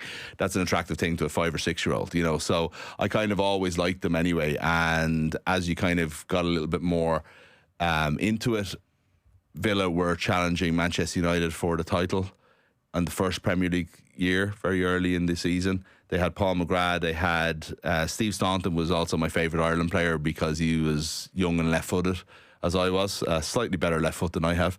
And Ray Houghton was on the team as well. So you're kind of thinking, there's loads of Irish lads. McGrath's amazing. Staunton's amazing. And I'm watching them kind of every week anyway. And then sort of realised I was a Villa supporter before I actually was, you know. So, yeah. And then it's been a bit of a journey ever since. You know, you're convincing yourself you like players like Gabby Agbonlahor. And he was good. He was good for Villa for a long time. You know what he was very fast. Like, and that's early memories of football is watching Gabby Agbonlahor's pace when he had pace. For Villa. Hard to be building your footballing life around saying I really want Gabby Agbonlahor to get more credit, you know. Who was it? They also had another ball striker around the same time as Agbonlahor played. John Carew. That's the Martin O'Neill kind of There was a Martin O'Neill era that was Yeah. good. They finished 6th a few times in a few Champions League races. Actually had a very decent team at that time. They had like Prime Milner, Prime Barry. Downing, Barry was there as a legend, and then they all just wanted to leave eventually, you know. Yeah. So for That Liverpool, happens Man as City, well. that is what happens. You do get these pockets of fans in Ireland, though, and it's actually a bit of a marker of who was successful when, because you have this small pocket of Blackburn fans who were fans of them in the 90s, or Newcastle fans. Like a couple of friends of mine are Newcastle fans now because of that Kevin Keegan That era. a couple of years later, And you just get stuck with the club, and then that's you for the rest of your life. So it's Blackburn fans I feel particularly sorry for, because That's a small group. Like, Yeah. know a couple of Blackburn fans. But yeah, Villa fans, like when I think of it, like my primary school class had maybe 22 people in it, and the majority were United fans, the majority were Liverpool fans, and there was like 4 or 5 Villa fans. You know what I mean? Whereas if you grab a primary school now, if you get one, it'll be a surprise. So. Do you know that period where you're like 7, 8, 9, and that's when you're properly deciding who you want to support? For a brief period, I'm not happy to admit it, but I was a Chelsea supporter because that was around the time that Damien Duff was playing for Chelsea. They had the new badge, they had the Jose Mourinho era. Arjen Robben. Very exciting time for the club, and for a very, very brief period, I think it was like a year, I supported Chelsea. It's a mad thing, though. We should talk about it some other time, right? It's a mad thing, this sort of absolute, this rule of football is that you can't change your team. Now, I don't agree with an adult change your team. I don't even really agree with a teenager change your team. I do feel like you have to stick it in. You're a supporter. But when I think, I was saying that to you there, almost embarrassed that at 6 years old I had a different team. I now have a 6-year-old daughter, and the idea that she would have a football team that she then has to stick with for the rest of her life is so ludicrous to me. I can't believe you would make this there's decision. shame in my heart about 6-year-old me not having quite decided on my Aston Villa fandom for life then, especially when we are in Ireland. I think this is a very Irish phenomenon. I do think if you're from a place, that's your team. You can't go and be a Villa fan from Birmingham and then at 11-year-old say, actually, I quite like Liverpool. I think that's unacceptable. But in Ireland, surely you have until 9. Yeah, I think 9 or 10, and then you make your choice. What age were you when you stopped supporting Chelsea? I think it was 9. 9, yeah, there you go. That's a nice arbitrary number for you. I always had and of course Celtic. And that's a phenomenon. And that became bigger and bigger for you. That's actually dying out quite profoundly now. There's not too many Celtic fans in Ireland. It's definitely a dying element of it. I was probably the last generation that it caught. But yeah, the Celtic thing was always good. When you grow up in Donegal, you definitely don't have a choice in it when it comes to Celtic. Because do you think it is dying, or do you think it's dying in certain places and in certain groups? You know what I mean? I think you at work, say, in a kind of a media environment, might see it more than you would, say, at home. And again, that's just a Donegal thing. But I know that a lot of people in my life would just have this automatic, what a great day, Celtic won the league. For a certain generation, I definitely think it's a bit like the Gaeltacht. You get little pockets where there's Celtic fans still pop up, and especially in parts of Donegal. But yeah, it's definitely not a thing where fans are deciding to support Celtic now just as an automatic. It's died off with my generation, I think. Okay, you're listening to Off the Ball Breakfast with Viagra Connect. 50mg film-coated tablets, contains sildenafil for adult men with erectile dysfunction. Maximum dosage of 1 50mg tablet per day. Always read the label. Buy online at viagraconnect.ie. Subject to suitability following pharmacist consultation. We're going to talk a bit about Westmeath now. Pretty big guests ready to come into studio. Breen Cooney was on earlier in the week chatting about his goal in the Leinster final. I seen Comerford was blinded by the sun, and I just took a shot. Loved him. But no, I presume you weren't going for the 2-pointer whatsoever. You saw Comerford was off his line and the sun was going to dazzle him. It was fully intentional. Exactly. That's exactly what Hez is telling me to say anyway. I'm telling everyone I seen Comerford was blinded by the sun, and I just took a shot. Loved him. But no, I obviously I wasn't going for the goal, but I didn't even know it went in, to be honest, and no one did. We all thought it was a 2-pointer. And I was just running away laughing. But I think when things like that happen, it's just destined to be your day, I suppose. Breen Cooney there, who got the goal on Sunday, the man of the match on the day, and more importantly, Ray Connellan, the GAA Player of the Week, I believe. Yeah.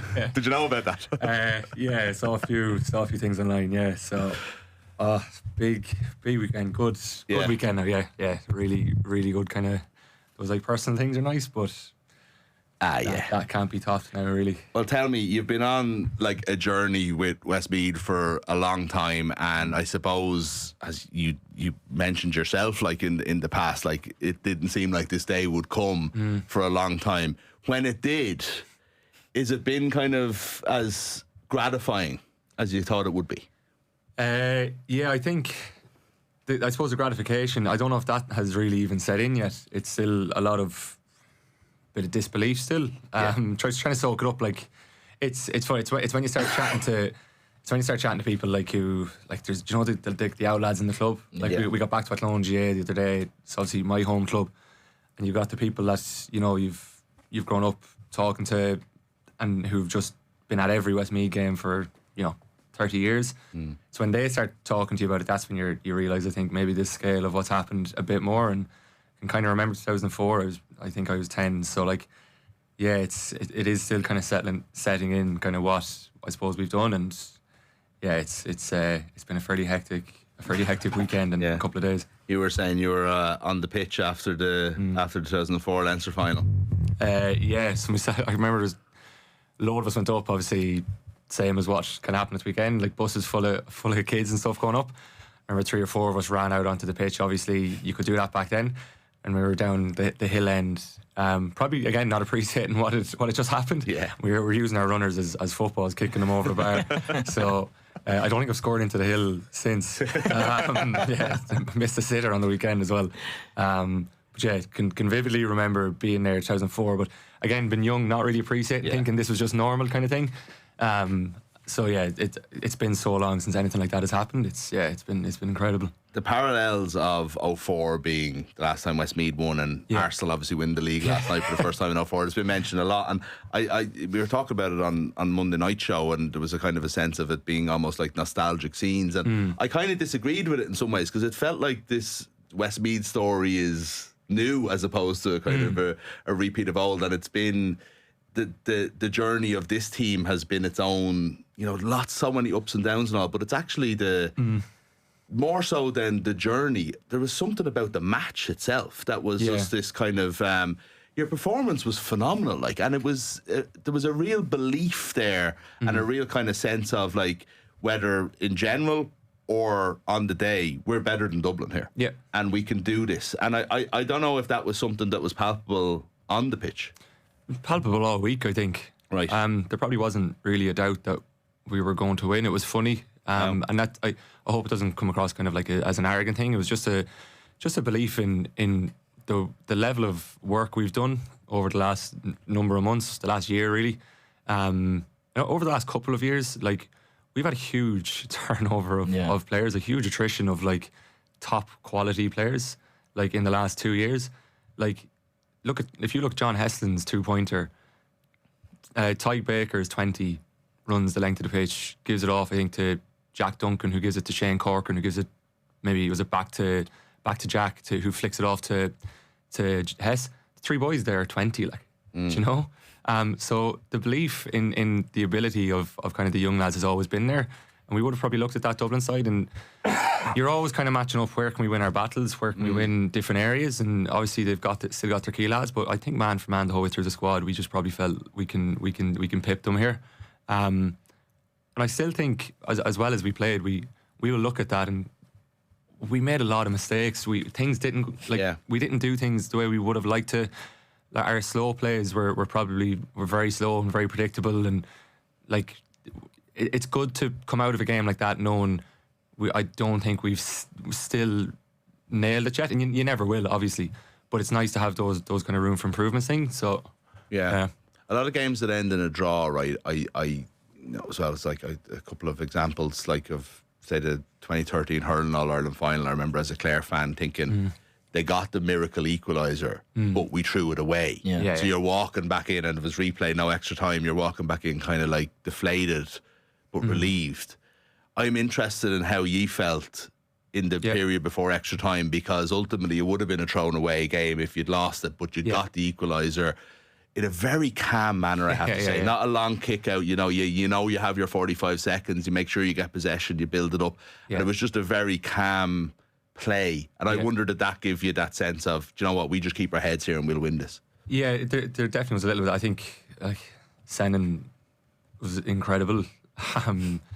All of his scores were so casual and so calm. That's just the way. That's what he is. That's him as a fella as well. Yeah, he's very, very. Is he left-footed? We were arguing about this during the week. He's not. Yeah, because that's. I didn't think so. I in Tullamore against Kildare, I kicked one of the frees over on that right hand side because we didn't have a left footer, even though you look at him striking the ball.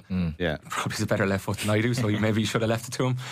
But it was a very kind of calm approach to that last play. I think maybe potentially going into extra time against Kildare maybe helped us, knowing that like we had done it before. But again, I think it comes down to just our exposure to these situations, our confidence in our own game plans and systems. We probably knew our legs would get us through. We felt we were probably, even though they'd kind of clipped us back there and we had to go and equalise, I still felt if that game was going 5-10 minutes longer, we were still going to keep pulling away. So going in extra time, it was just a case of, let's not kind of lose our heads. Let's be calm about what our game plan is and stick to what we know we need to do. And then I think that makes it a bit easier then going into extra time to kind of get the result that we end up getting. I was up on the hill, obviously directly behind where you were shooting into in the first half, but in the second half there, Dublin come out and go up to, I think it's about 14-9. It gets to early on, it's about 5 minutes in, and I'm kind of thinking, I don't know, was it getting away from us? But it was a trademark sort of Dublin score where Cormac Costello gets in just side the arc and drops it in just over the crossbar, and you're going, we need a bit of inspiration here. I don't know where it's going to come from. I don't know what it's going to be. And then about 10 minutes later, you've completely turned it on its head, and there's an 8-point swing essentially, and Matty Whitaker kicks an exceptional 2-pointer to get it back to within 1 point. Did you target that part of the game, or is it just the way the game goes? It's kind of just the way the game goes. Like I think that Dublin team of old, probably they get that far ahead and it's like, and it starts to slip. I think, again, probably to your point of not having that fear and having that confidence in who we have, like, it was just a case of, like, let's not let kind of 5 points get 6, get 7, get 8 kind of thing. And we were still competing out in the middle. We were still winning, like, kind of primary ball. And then it was just around, like, the opportunities would come. And then, like, Matty, like, obviously, look, the new rules as well, they suit us, and being able to kick those 2-pointers and claw back kind of larger deficits like that a little bit quicker, like it does make that a lot easier. So 6-point games before, you're like, okay, but like still it's technically like it's 3 points in the old game, you know what I mean? So it's all, you're never really out of the game. Like, we've been in games where we've been 10 points up and we've ended up coming back. I think Cavan in the league last year, I think we were 10 or 12 points up, comes back, draw a game. Like, you're never out of a game and you're never gone too far ahead. So that's probably why the last 5 minutes were so stressful, because I think we were 6 or 7 points up, but you knew things can happen. Like, things can happen. Like a soft goal, like something could happen. So it's just, you never really feel like you're actually as far ahead as what the scoreline kind of looks like. I'm very keen to get into the last couple of years and the near misses that have been so prevalent, especially the people who are from Westmeath will be noticing it. People outside maybe haven't been noticing as much. But just before that, you mentioned there about like the Dublin of old, and I was listening to Dennis Glennon talking with Kieran Martin and James Dolan before the game itself, and they spoke about going into the 2015-2016 finals. You would have been involved in that yourself. One of John, I suppose, came back, so it was the two of you that would have been involved back then. And going into those games, almost not an acceptance of wanting to keep the score down, maybe more so in 2016, less so than 2015, because you hadn't been there yourselves prior to that. I imagine there was a very different feeling going into this one. Yeah, I think it's potentially unfair to be like, comparing the Dublin teams, like that Dublin team, like when you go through it, like was probably once in a lifetime. It was pretty generational. Like, every position had the best player in the country in that position, kind of thing, which is rare. So going into those games, did we ever think we were going to win them? You've always got a fighter's chance, but no, not really. Whereas in this game, like I'd spoken to, like, both my brothers live abroad, chatting to them during the week, and conversation was like, kind of texting them like, we're going to win this type thing. It was a weird sense of belief. The whole week, it felt like there was something different. It felt like there was a belief. It felt like there was just a bit more happening for us, a bit more at play than you could the kind of intangible stuff like. So it just felt different all week. Certainly not the same as kind of those years in 2015, 2016. And I suppose the result kind of matched that. Can I ask, right, why did you believe? Like, what was that? What was that built on?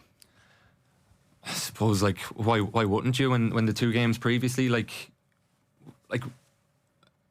I felt like we fairly hammered Meath in lots of ways, like in terms of like physically, like the want, the effort, the hard work, the turnovers, tackling, midfield battles. Like we dominated who were a team that were in All Ireland semi-final and tipped to be, one of the best teams in the country this year. And I felt in all of our matchups, it was like, the likes of Conor Dillon and Jordan Morris, who's like one of the best forwards in the country, takes him out of the game.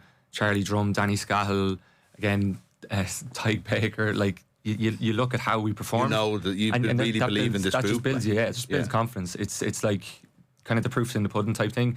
So like coming through the Longford game, winning so by such a big margin, and then such a massive day against Meath and really turned around that day. Kildare, we actually, I thought we played quite poorly against Kildare for most parts, and still grinding out a win against a fairly dogged side. You're coming into that Dublin game and you're like, okay, look what we've just done. Why would you not? We need to turn up and we'll do it. Yeah. As in turn up, as in not turn up for the game, but turn up at the full pace and at the pitch. Just before we get to, because I think it would be good to go back over the last couple of years, but just on the matches, you mentioned new rules suiting you. And I have to say that jumped out at me because that's how it looks. It looks like you're a team that thrive on the 2 point and just the bit more space in the forwards and so on. Do you think that's something that is inbuilt in a specific type of group of players, or is that something that is trained for, that you are, like, I know you are training for it, but what I mean is, like, is it natural, or is it something that is like, we've decided that the new rules suit us? Because people argue that it doesn't really suit Dublin, and it's like, but at this stage, 3 years in, should they just have forced it to suit them? I think we adapted very quickly. In fairness, like when Dermot McCabe came in and we had the mass exodus of players kind of the year before, it was a completely new squad coming in, playing completely new rules, right? And all very young players, and like obviously young guys, they're impressionable and all that kind of stuff. And I suppose Dermot did bring in a bit of a kind of like a kind of go at it style attitude, like very forward thinking, very just like get ahead of the ball, hard running, which probably started that kind of attitude. But then Mark has come in and just done what he's done and like brought that kind of Donegal level of work rate, and I know that quote of not dying from exhaustion that he goes on with, but like that's true. So we've adapted to that, and we also have there's pace to burn, which is like if you go through every line of our pitch, there's lads there like scary fast, like the numbers they put up in training on GPS stats is wild. So pace suits or space suits that pace.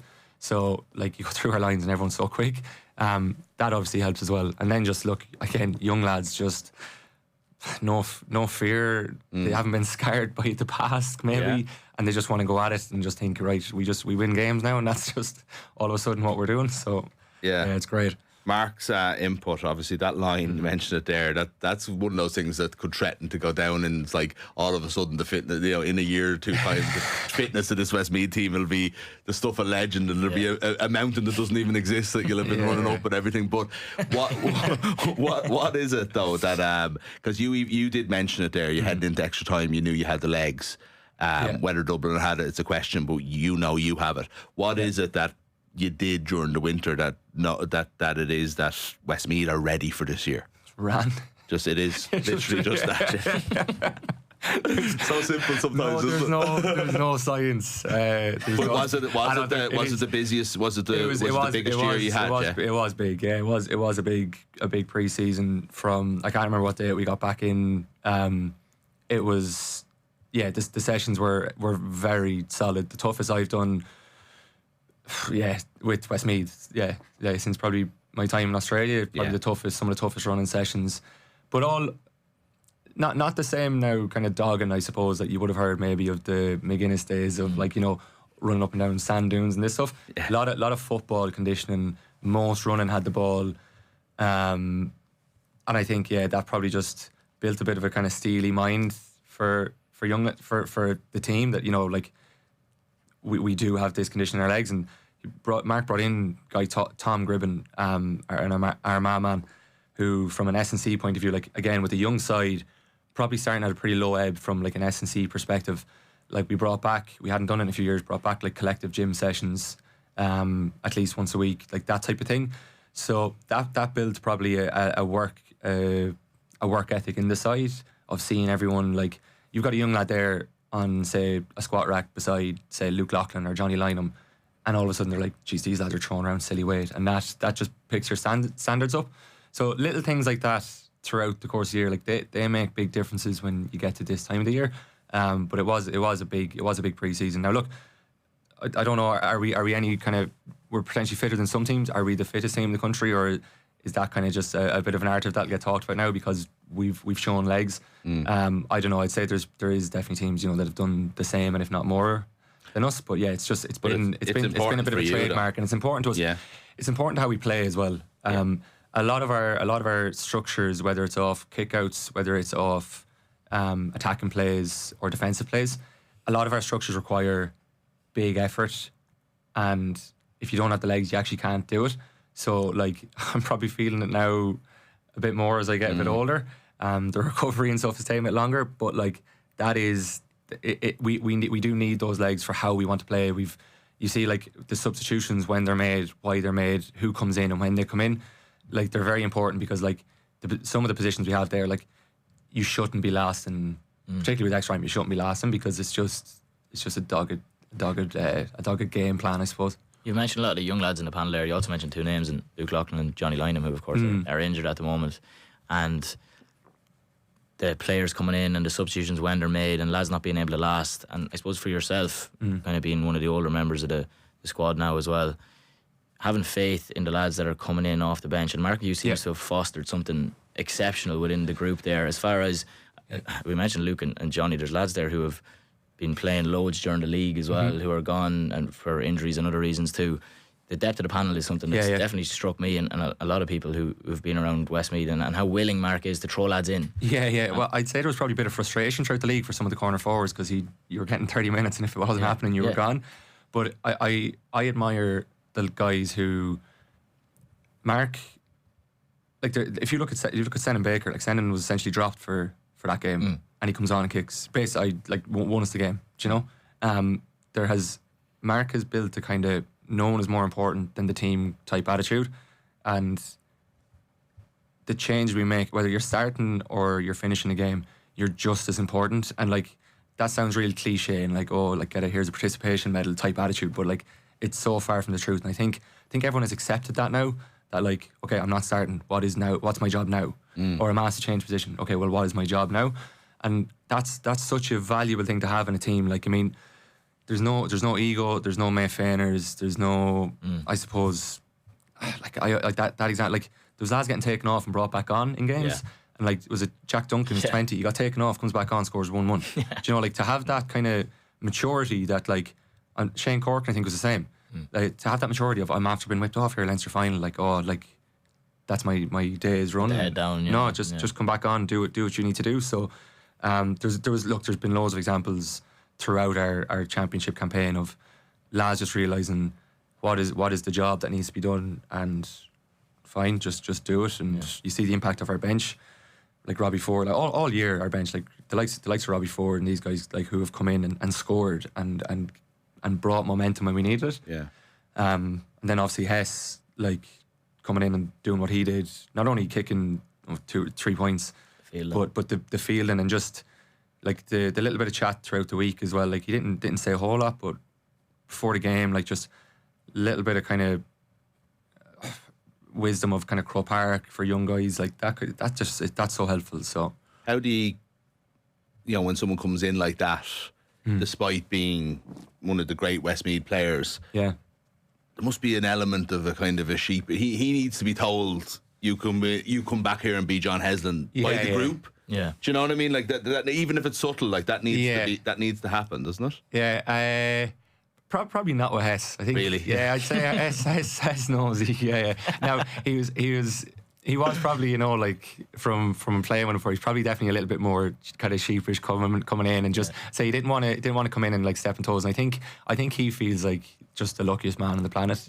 to have been asked in. But so funny, like there's people like chatting to you about him, like, oh jeez, what's this? What's the story of Hes coming back in? You're like, your man is shooting the lights out in the club championship. Yeah. We've just lost probably the best forward in the country form wise. Yeah. Like we dip back into the clubs for all these other players. Why are you not going to ask the best forward to ever play for Westmeath to come back in the week before Leinster final? Like it was the biggest no-brainer ever, I thought. It is so straightforward. I was delighted. Like when I saw him back in, I was like, this is only good news. And like the lift when he came on, the noise of the place was just deafening. And then to also come in, and there was potentially a little actually bit of nerves, like when he didn't take that opportunity to shoot that time. At the end of normal time, but then just how he kind of grabbed hold of the game a little bit. And one thing we probably lacked throughout the years, maybe like a bigger body around the middle. He won 2 clean kickouts and just put himself about a bit, which was actually just as important as the scores he kicked. But like that one off the left for 2 points. I mean, that was worth bringing him back in alone, you know. Makes you feel a little younger as well in a young team. It was nice to look around the dressing room and see a few more wrinkles over there. I was like, okay, ideal, come on, thanks, Hes. You mentioned there about that kind of lacking that second big body around the middle of the field. I mean, like yourself and Dara have been lording it around the last couple of games, you know, just cleaning up in the middle of the field and balls coming in on top of you. Don't think I was cleaning up for the first 10 minutes. But that's what I was going to get to. Yeah, I was going to get to. So obviously Patrick Burn goes off, and from then on, like I was looking at the percentages. I don't have them to hand here, but it essentially flips on its head. And when he does go off, and look, it's not, from a Dublin point of view, it might be easy to look at it and go, that's where the game was won and lost. But it was so early on in the game, and I actually felt there was a bit of poetic justice there. I remember we played Kildare last year, and this man was feeling all around him, and Dundahammy, I think, immediately after half time, and the game then flipped on its head from there. How much are you enjoying football at the minute? Yeah. As a result of that? Yeah, well, I think when you're winning, I'm definitely enjoying it the last week anyway. And when you're winning, look, it does make it easier. But I do think, I know Patter from playing with him in UCD. He was getting the better of me, hands down, first 10 minutes. I think he caught 4 clean balls and he was breaking stuff. And I was probably just starting to readjust kind of how I was going to the air with him, just because when he catches balls out here, normally he can get a hand across, but he's 6'6". Like when he catches balls out here, it's 3 meters away from you. Exactly. Yeah. So there's probably I probably was going to have to readjust a little bit, but I feel sorry for Patter now, because that was probably a big turning point for us. We were able to, from then on, we were able to kind of dominate. We didn't not that we caught a whole lot of caught a whole lot of clean kickouts, but we were able to get there and compete and get the ball to the floor. But like then it just comes down to like the likes of, I don't know how many breaks Kevin O'Sullivan won. Yeah. But like there's a couple of the boys just seem to just sweep up everything. And again, that comes down to like, that's not by accident. That's comes down to how we set up and the mindset of getting there and making all those little breaking balls a bit of a war and a bit of a war zone. So it was great to be able to compete. Probably fortunate that Patter kind of got the injury, so hopefully he's not out for too long. But then like the way our guys just competed on the ground, you know, you'll struggle to lose a game if you compete that well across the middle. So what's the feeling like in those last 5 minutes? Let's say, I know you were in absolute bits with your legs, but when you're looking at it and you're thinking about all those games over the last 2 or 3 years, I'm not sure if you're actively thinking about it. I hope probably not. Yeah. But those games that have gotten away from Westmeath in the last in the last couple of minutes of games, but there does come a point surely where you're like, we have this. Yeah, probably. There's probably about 2 minutes left when I started to just sit back, and the celebrations kind of started on the sideline and everyone was like, you know, hugging and cheering, and it was very, very surreal. I've never, like, unfortunately I've never experienced anything like that in sport before. It was one of the best feelings of my life, and just turned around, went a bit mad at the end, and just saw like my brother was just like right in front of me. He had flown home he's working in Saudi Arabia. He had flown home and got in for kind of 24 hours. Wow. And just immediately just saw him.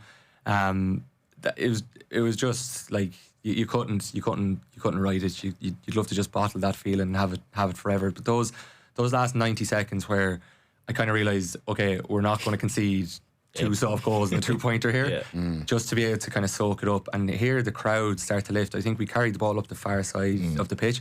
You could just see everyone, like the seats all, like everyone just standing up as the ball kind of went with it. Yeah. It was just, the most unbelievable feeling ever.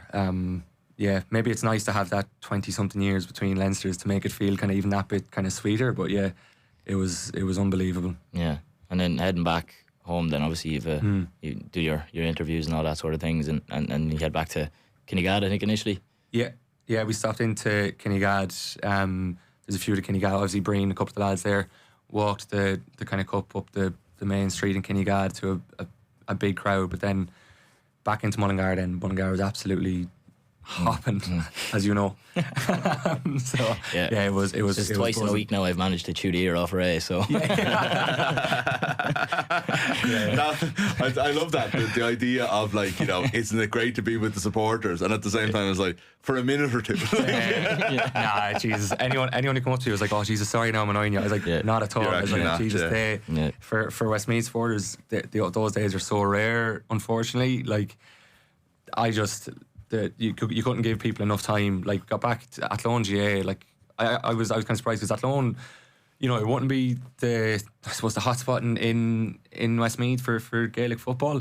She's the crowd that turned out, all the clubs like Garrycastle, Athlone, Tupper Clare, Maryland, like everyone just came into Athlone GAA, and the place was absolutely packed. And to spend time there with, like, you know, people you know and seeing familiar faces, like, geez, you couldn't spend enough time kind of with people just to try and give, I suppose, something back and say thank you for the support, because it has, like, Tullamore, the 2 weeks. Yeah, oh my God, yeah. It had been incredible, like, so. It's an amazing thing. It's amazing that the Leinster final was to be won for its own sake as well. For the first time, really, not even seeding once you got there. Leinster Championship with Louth winning last year, and then yourselves this year. That's incredible. There is a season to come. I think the match, the Mullingar homecoming, you don't want it to be a homecoming, but 10 minutes or something, sold out in an hour, which is brilliant. Cavan at home. Yeah, there is an element of, like, Louth last year did not capitalise on winning Leinster, and that's grand, because nobody looks back at 2025 and doesn't think of it as a great year for Louth. Yeah, but I know you'll want to make a mark on the All-Ireland this year anyway. Yeah, I would hate for it to just kind of fall flat in its face. Do you know what I mean? So yeah, I do think like this is a huge weekend for us. Like, obviously, probably like now going to be coming in at favourites, whereas a lot of other games we're not. So there's going to be probably a bit of work now, just in, you know, getting the feet back in the ground, resetting on kind of, you know, who we're playing, tactics, game plans, all that kind of stuff. But look, just. It could be a sour end to what has been a great couple of weeks, you know, if we don't go out and perform. So, like, we're training this evening. What is it? Wednesday. It is Wednesday. Yeah. Training this evening. it's a good thing, isn't it? Midweek to not know what day it is. Yeah. We're training. That's when you know you've had a good weekend. Yeah. We're training this evening, and I think that'll just be like the kind of hard reset of, guys, we have a job to do now again. Yeah. But look, again, I think having such a young side, these guys, there's no fear. Yeah, it's not like they think, like, they just think now we have to go and go and win another game type thing. Again, so hopefully that's the attitude, and we can kind of get things, just get things back on an even keel again for what is it, for this weekend, Saturday afternoon. Great stuff. Well, listen, congratulations again. Thank because you. It was an amazing day. Ray Connellan manned the match in the Leinster final and Westmeath's second ever Leinster Championship. So that is, like, you know, it's just something to kind of take cool with you. There hasn't been too many who've done what you've done, you know. So that's good. Congrats again. Great stuff. We're going to talk to Martin Ziegler in just a couple of minutes about the latest on the Southampton situation. But before that, let's just get to the cash machine. Off the Ball's cash machine. Okay, taking part is easy. We're about to give you the amount. You take note of it, enter, and if we call you, you give us the number and win the cash. The cash machine amount is €200,000. To enter, text OTB to 57557. That's 57557. Cost is €2.50 plus your standard message rate to play. You have to be over 18 to enter. You're playing across the Go Loud network of stations. Full terms and conditions are on our website at offtheball.com. Get your entry in by 3 p.m. on Friday. The cash machine will then randomly select a number, and it could be you that we are calling. Answer within 5 rings. Tell us the prize amount, and the cash is yours. So that's €200,000. Text OTB 57557 57557. Off the Ball's cash machine.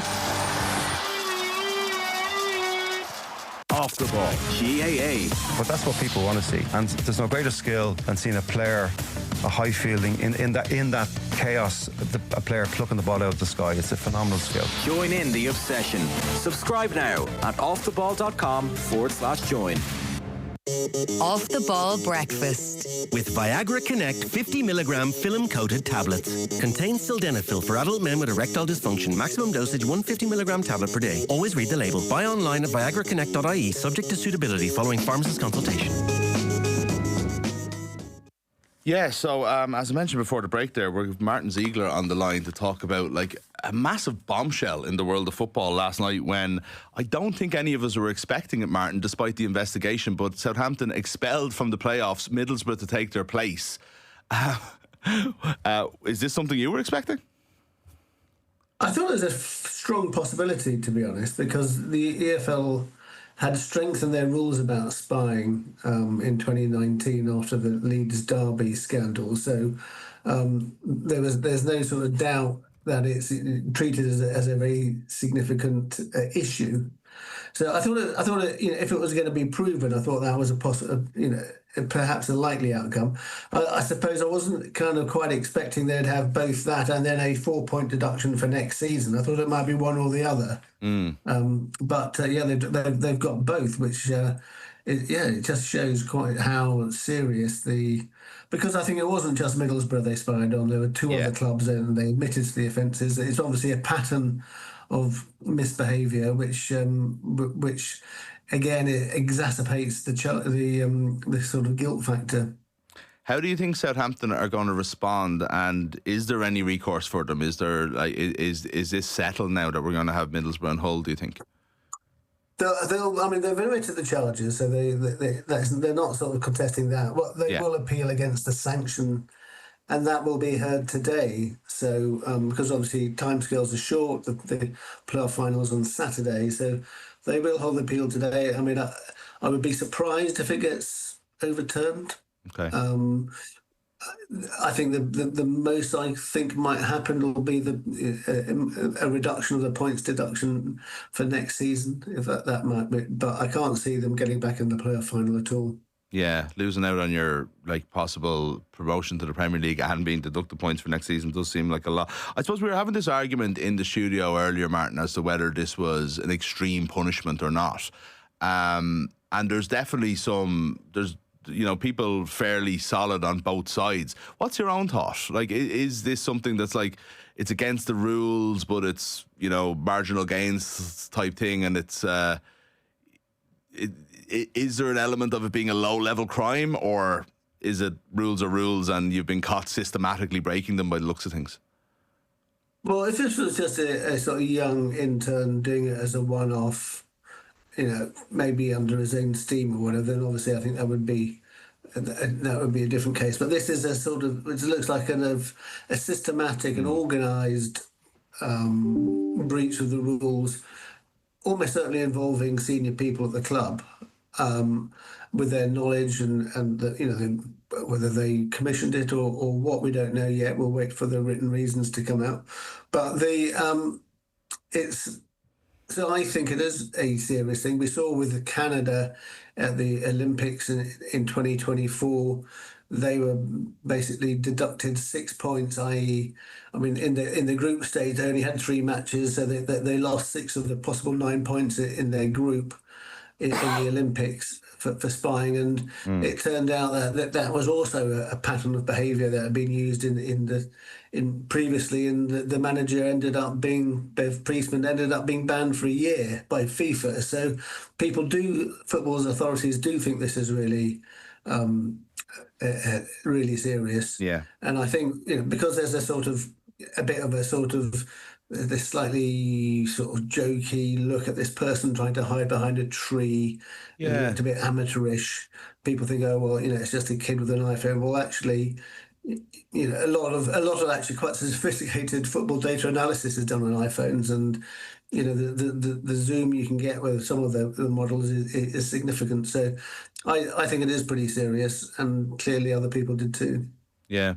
It's funny though, it's such a strange thing to do. There's so much data out there at the moment, and it's like this guy wasn't even doing a great job trying to conceal himself. Originally we were reading about him being in the bushes and hiding in the bushes, and then when you actually see the photograph, he's just like standing, not even behind the tree, but like beside a tree. It's like, I don't understand how, of course it's going to be spotted. I suppose maybe it just looks like an observer or whatever, but the whole thing just seems a bit amateur hour, for something that's so systematic. But it'll be interesting to see what happens with Southampton. There was talk of some of the players possibly even suing the club because of how this is going to affect their, contracts and so on, with bonuses for getting into the Premier League.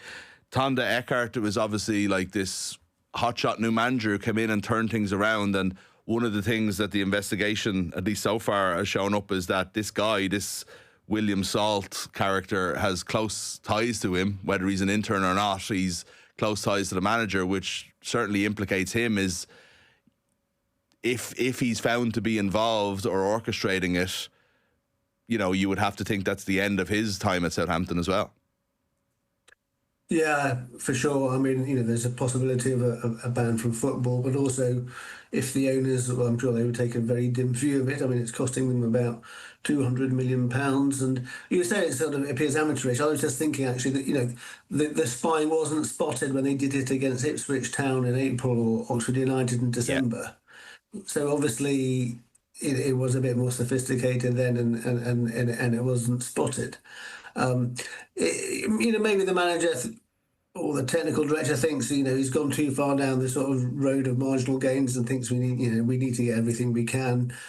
I mean, interestingly, Southampton players have given interviews before saying that the amount of information they get on opposing players is incredible. They've actually sort of gone on record saying that, obviously not knowing that some of the information might have been achieved through sort of unofficial methods, but it's going to be a massive headache for the club now. Losing out on all that potential promotion money, the threat of players, taking action themselves or demanding some sort of compensation, and what they do with their, what happens with the manager and other people involved. Yeah. Finally, then, just from a sporting point of view, outside of whether this sanction is legitimate or deserved, there is also the element of Middlesbrough now having lost the playoff semi-final, coming back in, Hull being at a disadvantage of Middlesbrough been training, thinking about playing Hull. If they are to get back in, they will be playing Hull. Hull thinking they're going to be playing Southampton and having 4 days to prepare for a new team. This is all about how important preparation is. That's what the entire scandal is about. Middlesbrough have lost the semi-final one way or another, be it through fair methods or not. They've also, they were a team that were, not having the best end to the season anyway, having slipped from automatic promotion to 5th in the league. They've been given a massive lifeline here, and if they get into the Premier League, and for all that means financially, it does feel as though, maybe it's a 4-leaf clover, or maybe there's something even unfair about it. Well, I'm not sure about that. I mean, we've seen before in football all across the world, if clubs feeling ineligible players or for whatever, then they lose the tide, don't they?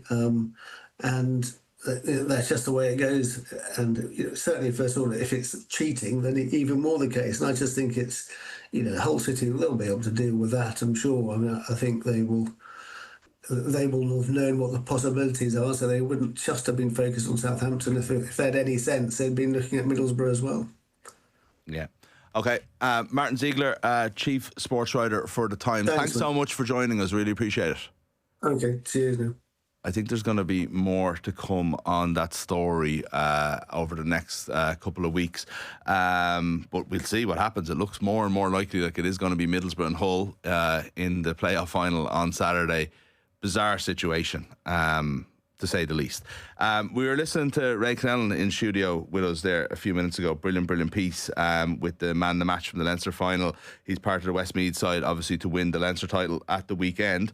And more importantly, maybe, he also helped them move up 5 places in Tommy Rooney's football power rankings.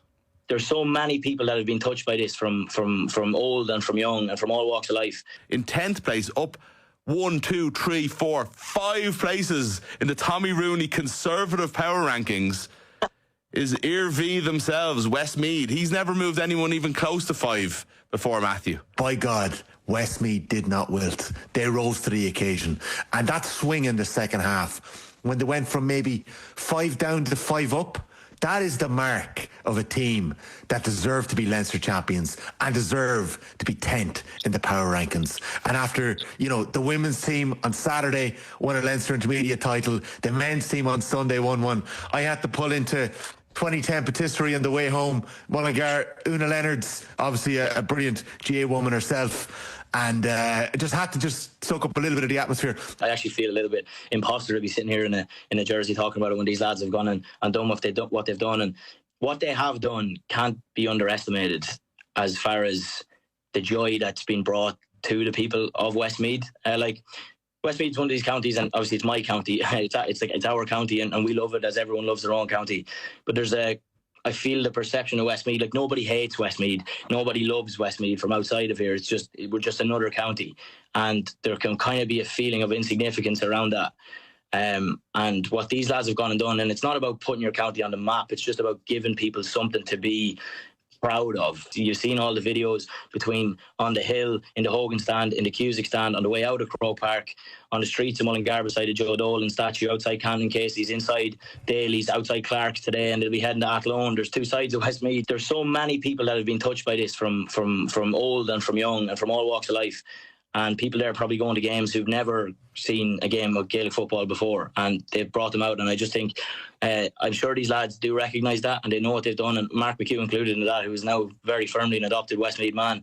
They need to be immensely proud and recognise what they've done.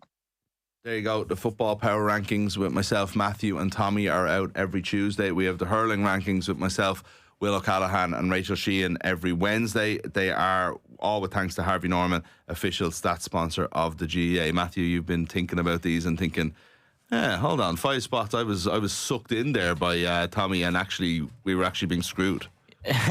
Yeah, sure, we were being screwed. No, I don't know. Up to 10th. Yeah, is that high enough? Up to 10th is fine, right? Up to 10th is fine, and the 5-place mover is fine. It's a 5-place mover because Tommy had misjudged us initially, and I realise I'm doing this now when he's not here, But I think it's a correction. I don't know if it's as strong of a connection. Sorry, Danny, Dublin people who are here, and actually, just for a bit of preference here, my mother and father are both from Dublin.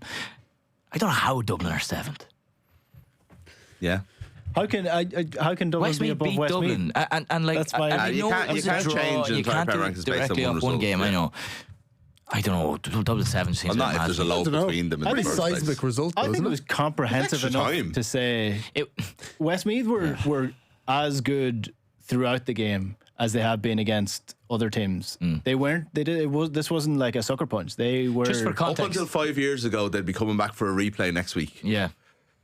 But we're not 5 years ago now. So. We're not, but the match was a draw in 70 minutes. Just for context for people who haven't seen the power rankings, and they should definitely go and see it. The area we're talking about here is Mayo are in 6th, who have moved above Dublin off the back of the weekend. Dublin have dropped to 7th. Cork stayed in 8th. Monaghan moved up 1 place to 9th, and Westmeath moved up 5 place to 10th. Loud dropped 2, and everyone below just dropped 1 place back, obviously, with the correction of Westmeath. I don't know. I was just thinking about it a bit more after, and I don't know why. Do you know what? Tommy caught me at a vulnerable time where I was just in this pure state of joy. Vulnerable, all right. Yeah, I was joy. Joy. Yeah, nothing else. Not fragile. Tired and emotional. Not fragile. Tired and emotional, exactly. And I didn't feel the need to get worked up by something on Monday. But now Tuesday. it's Wednesday. Now Wednesday. You don't think they should be higher, you just think... Listen, I think they should be higher, but I progressively getting there. Dublin shouldn't be 3 places ahead of them. I think Dublin should be lower in general. I think he's had them a bit too high all year. And then the teams around Dublin haven't been winning. Cork, Mayo, Louth were up there with them. Dublin did beat a highly ranked Louth team. So if you look at his secret formula is, that's why Dublin are there. But I don't know if I think there's been such joy and excitement, and rightly so, in the Westmeath story, that we haven't talked enough about Dublin. And for me, I am flabbergasted by how poor they were on a big occasion, and it's not actually to take away from Westmeath, because Westmeath actually kicked it away a little bit, and probably should have won by about 10 points. Like, this Dublin team are nowhere. It's funny you say that, because we will be doing a comprehensive look at Dublin tomorrow on tomorrow's show with Tommy Rooney himself. So we might find out what his secret formula here is for these rankings. But I suppose the question I would have is, how can you win a province and still be just about in the top 10?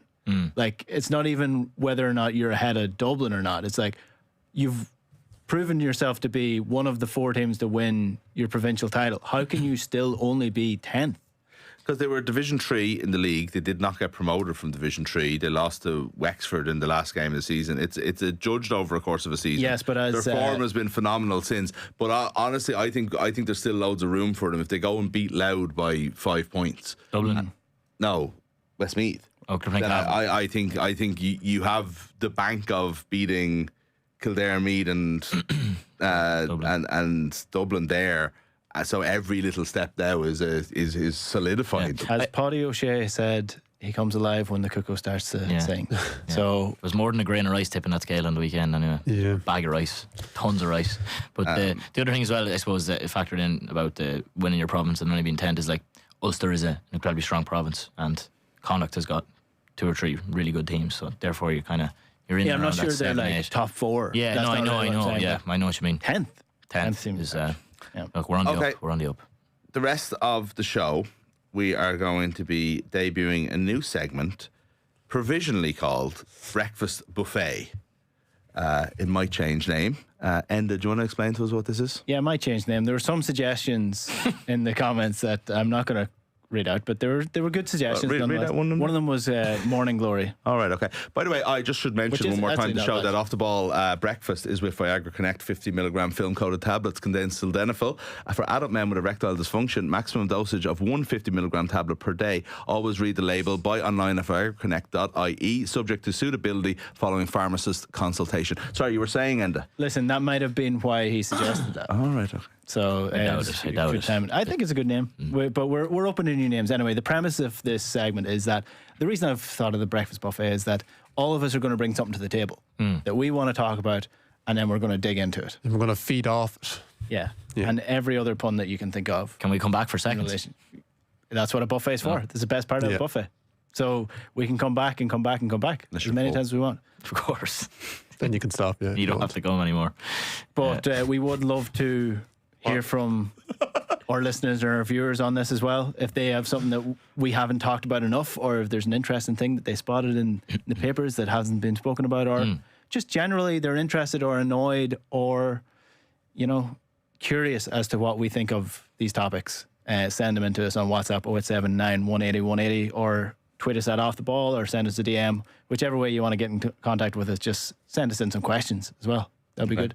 So who's up first? If we want to start off, I'll kick us off, because go ahead. This is sort of, if you want to understand what the premise is, this sums it up. So Mo Salah had a statement during the week which he released on his Instagram. I'm not even sure if you could call it a statement, more of a rant on social media, calling out the club, saying the standards had dropped, wants to get back to playing heavy metal football. And I thought it was interesting though that one of the most powerful players at the club was throwing the club under the bus and throwing the manager under the bus. And I was wondering, what are the famous examples of this to happen during the time, or is there any examples? I focus solely on football now. I did find some examples of this in US sports in particular. Seems to be quite prevalent that somebody in a franchise wants to get away, which slightly different situation, the way the trades work. It's it's easier if they want to get out. But we'll kick off. I think the first one that pops into mind is the obvious one, and that is Cristiano Ronaldo's famous Piers Morgan interview in 2022. Oh, what a moment that was. At the time, he was very unhappy with Erik ten Hag. He actually went as far to say that he had no respect for Eric Ten Hag, which I think is the worst possible thing you can say. Not even that he doesn't respect him. He has actively got no respect for him. You know, that was a bizarre moment. It was bizarre. It was just before the World Cup, wasn't I? I'm right in saying that? It was just after their game. I think did Garnacho score a late goal against Fulham. So this is what was a very interesting timing of this interview, was that this happened when Ronaldo was in his dying embers, and he was talking about the falling standards, and he was very much seen as the old guard or the old standard bearer. And then he did this, and then 18-year-old Alejandro Garnacho, who still had a good reputation at this point in time, was still very much seen as the future, scored a last-minute winner against Fulham. Onto the pitch. And suddenly everyone's like, well, Ronaldo's out of the team now. Look what they're doing. But that's like Mo Salah and Cristiano Ronaldo. That's probably the two most powerful figures you can think of when you're talking about if somebody's criticising the club. And that's they're actually, make it's marks. also the best example in terms of its similarity, because you said that Salah threw the club under the bus, and I was wondering, I think some people definitely see it that way, and I think in another way you could be seen as Mo Salah is on his way out and is firing a warning shot for what Liverpool is becoming. And for all, the two of them would probably share some ego issues, I would say, and Ronaldo, for all his crazy ego, probably thought that he was doing something similar, even if he ultimately was just talking about himself. He was right in what he was saying, but it was the way he was saying was it. One of the problems. Who he was talking to, obviously, as well. And Salah's kind of the same in that I think he has the right intentions, but it's how he's getting it across. Both players had ulterior motives that they wanted to preserve their reputation as well. Now, that doesn't make what they're saying untrue or wrong. Exactly, It just means that they might not be saying it just because they care about the club. It is ironic, though, in terms of Ronaldo, in that like the idea of falling standards at Manchester United is amplified in no bigger way than the fact that they signed him so that Manchester City couldn't have him because Ferguson had a panic attack. A man who hasn't been manager there for whatever it was, over 10 years at the time. And like, it was a disaster. It completely undermined everything they were trying to do. And that's how much of a mess they were. And it was one of the few things that was probably nothing to do with Eric Ten Hag, but there you go. It didn't mean he was wrong. He just probably didn't realise that he was the biggest example of it all. Didn't he say something mad in it about the dinner lady hasn't changed or something? The food. I'll run through some of the highlights here because Big Sir Jim was listening to that. He goes, I know what I'll do. He said I'll get rid of them all. It's a great idea. Criticised all of the training facilities as well. Said that they were really old, and he was correct because they were. Some highlights before we move on to the next example of this was from this interview. He said, Man United doubted me over my sick daughter when I missed pre-season. He said the Glazer family do not care about Man United and have stopped on the clock. Wow. Which I think means stopped in time. Man City move was close, but Sir Alex Ferguson changed it. He said youngsters don't care, but Diogo Dalot and Alessandro Martinez are different. He said that he never saw Ralph Rangnick as the boss. He said that he did regret leaving Old Trafford. Remember, he was substituted. He was taken off against Tottenham, and he left early. He went down the tunnel. It was a real. It actually, you do forget how toxic this was for a terrible situation so long. So even Ole making fun of Ole's tactics on the pitch as well. Remember, he was waving the hands at one point because Ole was like doing different things, and he was like, "What is this?" He's such a baby. Like it's like we've got one more go of him now this summer at the World Cup. A few tantrums. They won it. That if they win it, it won't be Cristiano Ronaldo won't be playing, I would say, given what I've seen in the few clips we've seen from Saudi recently. Interesting that Junior Krupi actually rejected the call up for Portugal. He scored against Man City last night. He was being linked with a move, but he rejected it, which is interesting. Other examples of this, I have Romelu Lukaku against Thomas Tuchel. This was a sort of a bizarre one. He was kind of thrown under the bus by the media company because he did an interview with Sky Sports Italia, and they didn't release it for weeks. They held it. A big kitchen table interview, was it? Or it was like a sit down big like they did the Sky thing where they. Oh no, I'm thinking of something else. I'm thinking when he went and talked about how disastrous his Manchester United career was. No, this was a different one. He was at Chelsea and said he wanted to go back to Inter, wasn't it? This was he had played for Inter the following year. Chelsea went to moved mountains to get him back at the club because he did so well. I think he scored 64 goals in the 90 odd appearances for for Inter Milan. And then he does this interview with Sky Sports Italia and basically just says, I hate it here. I wish I never moved back to Chelsea. I want to move back to Inter Milan. Please sign me back. He actually said, I really hope in the depth of my heart to return to Inter, not at the end of my career, but at still at a good level to hopefully win more. After that, Thomas Tuchel was relatively level-headed about this. Now, he did fine him. Of course he fined him. But he said, I'm not going to take any of this out of context. It's all noise. But yeah, Romelu Lukaku, it didn't help that Sky sat on it until he was playing badly. Like he didn't have a good season that year anyway. He was injured a lot. And he was getting like 6 touches a game. Do you remember there was like they used to do a Lukaku touch count?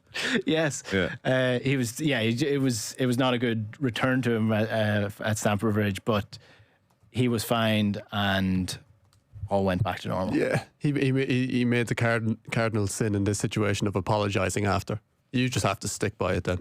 At that point, if you come out with an interview like that, you need to just double down. It is mad that when I think of some of these comments that Enda's bringing up here, and you think about like Enzo Fernandez did an interview where he kind of said Madrid would be a nice place to live, and never said anything about Wanda, and it's like they just like banned him for 2 games at a crucial point of their season, their captain. It does feel like maybe they overreacted slightly, but anyway, that's a side point, seeing as we're talking about Chelsea. Yeah, potentially. The last one I'll throw into this because I do want to hear what the lads brought to the table here, so we can dig into it a little bit more. But one quick one was Joey Barton. He fell out with Newcastle in 2009. He was around the end of his career at this point too, and this was an unusual case where Newcastle got to it before he did. And they announced on social media, they announced on Twitter that he was free to leave. He could leave on a free whenever he wanted. So they were sort of getting ahead of the message, and Joey Barton, as Joey Barton does, he didn't react well to that. Then a short mention as well for the Carlos Tevez situation in 2011. This was, again, similar-ish to the Salah scenario in that he was the biggest player at Manchester City at the time. He was the highest player in the league. And basically, Champions League match rolls around, Bayern Munich away, and Roberto Mancini goes to get him onto the pitch as a sub. He refuses to come on. In the dressing room afterwards, Mancini apparently said to him, go back to Argentina, which Carlos Tevez took literally and went back to Argentina and then refused to play for the club for weeks and weeks. He was fined a couple of weeks' wages at the time, which I think he was like on close to like 3,500 per week. So it ended up costing him 2 million wages. 2,500,000, yeah. Or 2,100,000, sorry, yes. It ended up costing him millions in wages, even more so in lost bonuses. He lost his loyalty bonus. They stripped him of that as well. And I think the sum total of what he lost in this fight with Man City, he ends up going back and playing for them, by the way. He lost about 10 million euro or 10 million pounds at the time. Yeah. He came back late in the season when like City went on a run then that ultimately resulted in their first league title. Tevez's return definitely, it was almost like Cantona coming back for United in 96. Like it just completely changed things. But and then was gone because it never recovered really with the fans.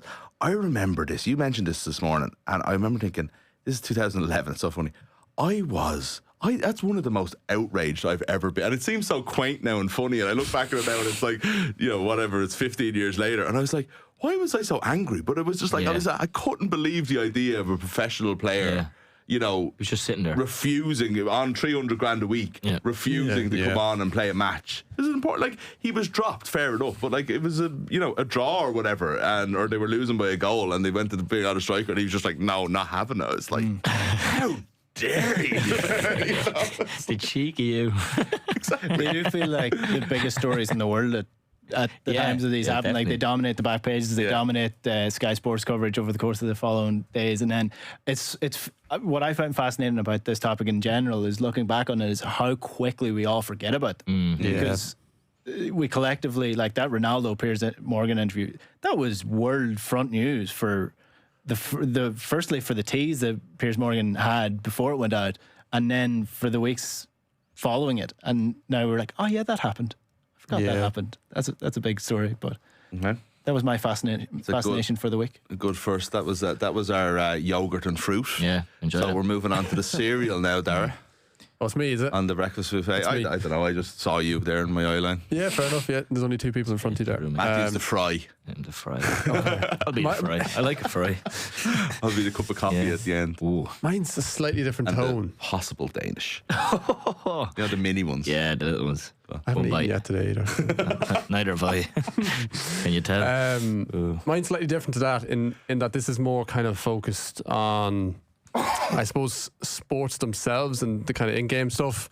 Something I've been noticing in several different sports, but rugby being my main sport, it's very prevalent nowadays, is the versatility that is required in the modern game. This is off the back of, some people may have saw Lester Fanganuku, the New Zealand international. He plays for the Crusaders and generally plays in the centres or on the wing, but recently got thrown into the back row for a few games. Like, no experience as far as I'm aware in even youth level rugby. They just reckon he could jump in there. He put on a few kg and he was absolutely unbelievable. And it just got me thinking, like, obviously that's a pretty common thing we see in rugby nowadays. Whether it be someone in the backs, that's always been a thing that, you know, unless you're an outstanding scrum half or out half, you kind of have to play one or two positions to get into professional rugby. That's just the way it is. And that's just from a youth level up. But it's now a modern thing, and we can probably thank Brazzy and the South Africans for this, of, you know, switching players between the forwards and the backs. Andre Esterhuizen is another example of that. There's always been talks of Dan Sheehan jumping across to the back row as well. So it just got me thinking about if I was a young player now, playing a sport, whatever it may be, but let's take rugby for example, it's completely pointless to hone in on one position. And that's not the way it would have been when I was growing up playing any sport. You kind of felt like you wanted to play one position. But now it's pretty much pointless, because that's what coaches are looking for. Yeah. Could you do it, like, could you do it in a lot of positions in rugby? Like, I feel like there's not as much translation across, say, into the props or the locks, because you have to have substantial size. But outside of that, like, you could. But even the props skill levels.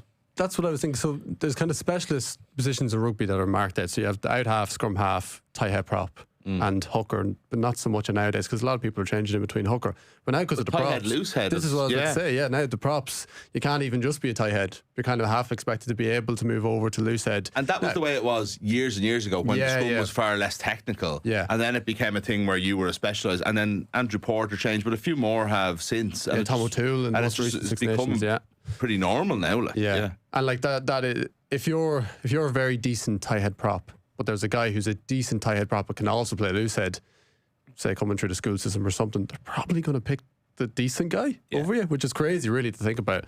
But actually, one of the things you said there about the original example, that is the first thing that jumps into my head, was Andy Farrell's, in his book and in the interviews around his book only this year, talked about moving to Union. And obviously he's one of the best flankers in the history of Rugby League. Yeah. He moves over, he signs for Saracens, and there's basically a quick decision that this is too technical. He's never played with rucks before. We're just going to make him a centre. And he became a kind of a middling international or club level centre, whereas actually at whatever he was, 29, 30, could have been translated into, and it's, but his explanation was it was too technical. Whereas now you're in a position where, I know they're playing the same sport, so you probably have more awareness and you've been around it more, but you're in a position where this guy's never played before, moves into flanker, and is so good at it they decide to just make him that full time.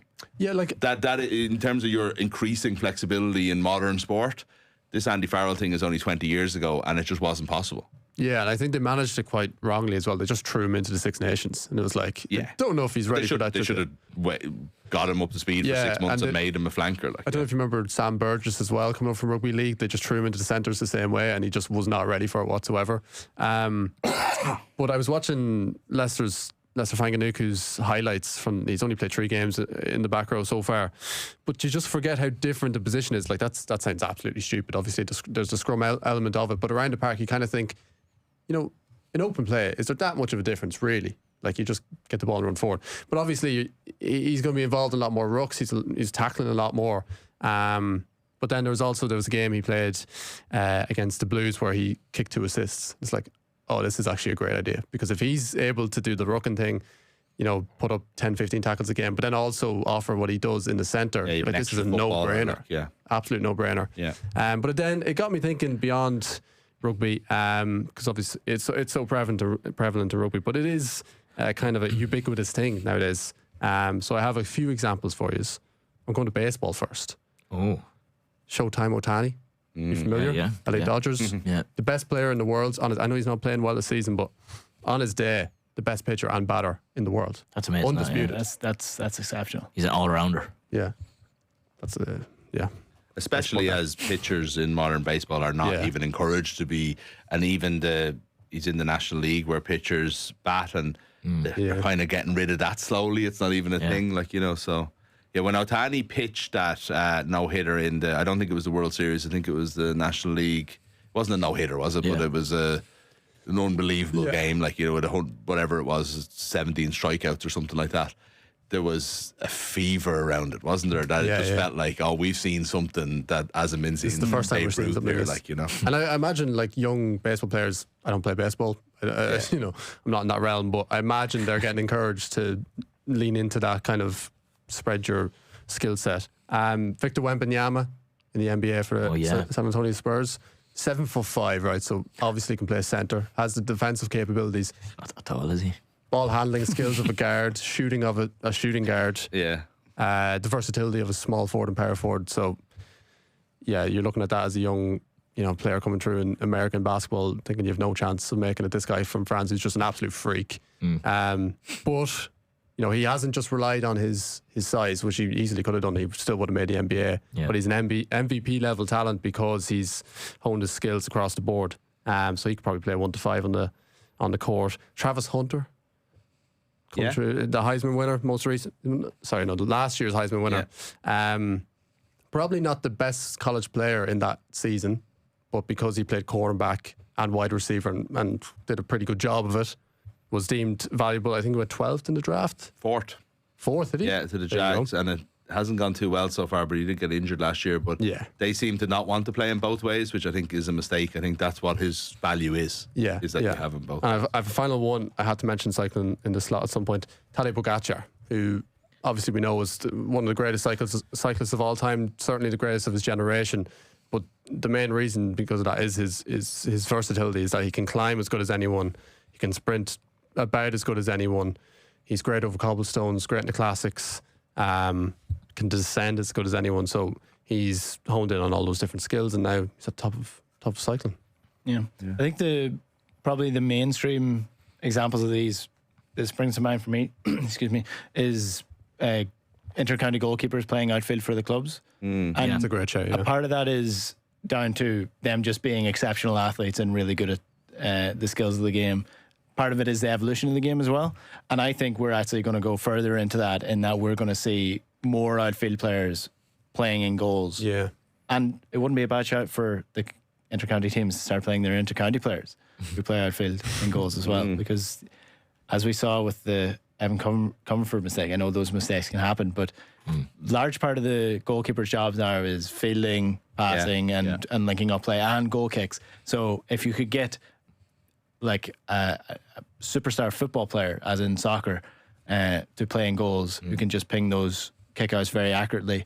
I know Donegal did it with Sean Patton, but he's a goalkeeper. I'm more thinking like a soccer midfielder who has the accuracy as well as the distance. But I don't know if it really comes into it. I was thinking initially it doesn't, but I was talking about John Connellan earlier in the years. Like when I saw him, say, in the under-21s in 2009, he was a ball-winning wing forward, a kind of a battling player, and went and became a full forward, won an all-star in that position as a kind of target man striker. That's not unusual or anything like that, but obviously reinvented himself then as a centre-back. And again, hurlers can play all over the field, it's not anything, but even just watching on Saturday night, when you're thinking like, he's become the quintessential centre back. He kind of defines that position. He's the kind of the guy who he's using his brain to be in the right place and to cover the ground and everything like that. And it is, if you think about it, he's sort of done everything there is on the pitch in completely different roles.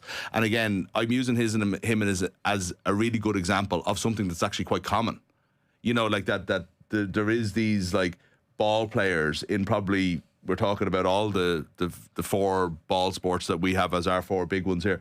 There is examples everywhere of people that can just do that bit of everything. Yeah. Isn't there? You know, And my and thing it's always is- great when you get a player like that. Yeah, it is great for coaches and for fans. I just don't know if it's actually a good thing, because then you go too deep into it. And I see those specialist kind of positions, whether it be rugby or Gaelic football, they're like artists. They hone in our craft and they perfect just that specific craft. And we're kind of losing that. So yeah, I get what you mean. The all-rounders, they tend to be just like, they're just the best athletes generally. Like they've just got they've got a sporting IQ, they've got physicality, they've got speed, they've got they've got ball handling in most cases. Whereas the specialized, you don't have to be good at everything, but you can be really, really good at something. Yeah. Which makes you stand out. It's an interesting point. Okay, we're nearly out of time. I think we'll have to skip the coffee and mini Danish. Yeah. But we'll kick on to the fry. We definitely have time before breakfast closes. I'll do it very quickly before we have to. You're loving this. You're loving the fun. We have to move on to lunch. The brunch. This is nearly brunch at this stage, isn't it? Breakfast closes at 10 o'clock, which is in 1 minute. Yeah. But you can have more than that. Yeah. Stuff it in your bag as you go. Yeah, stuff it in your bag, exactly. Get a carry-on bag for the dog. Bring home for the dog, yeah. Scrambled egg in his bag. Listen. One of those. What's your point, Matthew? You're talking like a Calvin man, he says. Calvin man over here. You're stealing the mini croissants to bring them home with you. Yeah. All right, go for it. Yeah, no, very quickly, mine is obviously to drag out the Westmeath stuff even more. I've obviously watched back Marooned a couple of times over the course of the last few days, which is in the lead up to the game, obviously, which was a fly in the wall documentary from 2004 when Westmeath won their last Leinster Championship, if you didn't know, prior to this week, when Paddy O'Shea came in and took over, and it essentially documents him and how that team went from, and it wasn't a bad team, they'd won it under 21 All Ireland a couple of years before, but how he got them from a team who had never won a Leinster Championship to a team who had won a Leinster Championship. And some of the stuff in it is just gold, like the behind the scenes shots, and it's shot in such a way that it's not intrusive. Do you know what I mean? It's not one of these things where the players are obviously aware of it naturally, as you would, but it just gives you an insight that you just don't get anywhere else. And the fly in the wall thing has become ever more popular, as we see on Amazon with all the Premier League teams, and they're a little bit more they're probably too good. They're probably too well put together for my liking. I like the raw nature of, we'll gather as much footage as we can, we'll see how the season goes, and we'll do what we can and what we want with it afterwards. And I actually just put 3 little bullet points down here. If things go badly, you bank it. You bank the stuff until things eventually do come good, because at some point they will come good. Even if it's 50 years down the line, something might happen. And you can go back to this thing that, look, we thought something was going to happen 50 years ago and it didn't. But here's what we were doing back then and here's what we're doing now. If things go okay and you have a decent year, and all things considered, the fans are pretty happy, you put it out. And you put it out in whatever way you like, and it doesn't have to be anything too high production, over the top. And the people of the county will get on board with that, and they might develop a bit of connection more with the players. And that is something that, I've seen in Westmeath over the last little while, that connection is absolutely huge and it's valuable, and it means something. And if things do go well, then bingo, look what you've got. And there's been loads of instances over the last little while where, imagine you think back to COVID, it might be a little bit more difficult with COVID, but Cavan winning the Ulster Championship, Tipperary winning the Munster Championship in the football.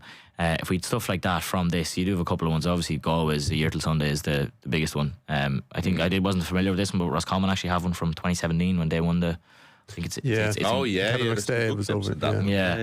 And then Tipperary, I think, have one from last year too. Did they? I think so. No. Yeah. And it isn't the Pat Ryan. I think he said it in his conversation with Owen about he wouldn't mind the idea of the team that wins the All Ireland having to do something like this the year after. Oh, that'd be great. So it would remove the stigma of, look at these lads, they've got absolute notions going out here recording themselves, who do they think they are? If everyone has to do it, No, you run into trouble when Dublin wins 6 in a row. But that sounds like a brilliant idea. It's true. On the point of just the difference in modern day documentaries and those ones, is that it's exactly that point of narrative that distinguishes old documentaries from the new ones, is that they went in just because this is an interesting thing that's happening, and we'll find out if something interesting happens while we do this. Whereas the current ones, they've built their narrative and they've built their story, and no matter what happens, they want to tell the story that they want to tell. And it's most prevalent, I found, in this season of the golf documentary series. it's the season of the Ryder Cup. It's the season that Rory McIlroy won the Masters for the first time, and the entirety of the season is built around the selection of the US Ryder Cup team and Keegan Bradley's decision making. It's almost a Keegan Bradley documentary. Yeah, and they clearly went in. Okay, this is our story for the year, and they followed that story even though bigger things happened. And that's not what documentary making is. That's just telling a story you want to tell. Completely agree. To Matthew's point about holding the bad ones, maybe they have to because everybody's so involved in these things. But the best fly in the wall documentary ever is Impossible Job with Graham Taylor that is on YouTube, and I would recommend people watch it not just once but once a year because it's so raw and it's so real, and you know that because the whole thing is an utter disaster. Yeah. So like, you know, but like again, you can never get enough of them though, I think is the point. Like, even the bad ones are still kind of good. Yeah. Like the Spurs one is crap, but I still always have in my head of like Dele Alli walking into the dressing room furious and Danny Rose and like Christian Eriksen, Eric Dyer kind of accusing him of showmanship in it. Yeah. He's like, why do you do this every match, Dele? You know what I mean? It was mad. It was a real raw moment. Like. Yeah, like I'm a big fan of The Last Dance as well. I know a lot of people are. Like, it's just the ultimate flying the wall. And that was, I know there was a narrative to it in that it was the last season that team was going to be together, but it was just a case of just filming them behind the scenes and see what they get from it. Another one I actually want to mention is Last Chance You. I don't know if anyone's ever watched that unbelievable documentary. It's a docu-series. Yeah, especially the first seasons. Yeah, they're unreal. They're class, We are completely out of time, folks. So one thing we never talked about at all today was rugby and the fact that Leinster are in the Champions Cup final this weekend. There'll be loads of that to come over on breakfast, on evening off the ball over the next few days. Coverage of Leinster's Champions Cup final continue across off the ball all week. We'll be speaking to the key men in Bilbao in 2019. Easton Asewa is on tomorrow's show tomorrow morning. There's also some more great stuff with Shane Jennings, Brian O'Driscoll, Rob Carney and Devin Toner coming up as well. So make sure you catch up on all the latest rugby news listening to Rugby Daily on Off the Ball with Bank of Ireland, a proud sponsor of Irish Rugby. Never stop competing. We'll be back 7:30 tomorrow morning. Off the Ball Breakfast with Viagra Connect 50 milligram film coated tablets. Contains sildenafil for adult men with erectile dysfunction. Maximum dosage 150 milligram tablet per day. Always read the label. Buy online at viagraconnect.ie subject to suitability following pharmacist consultation.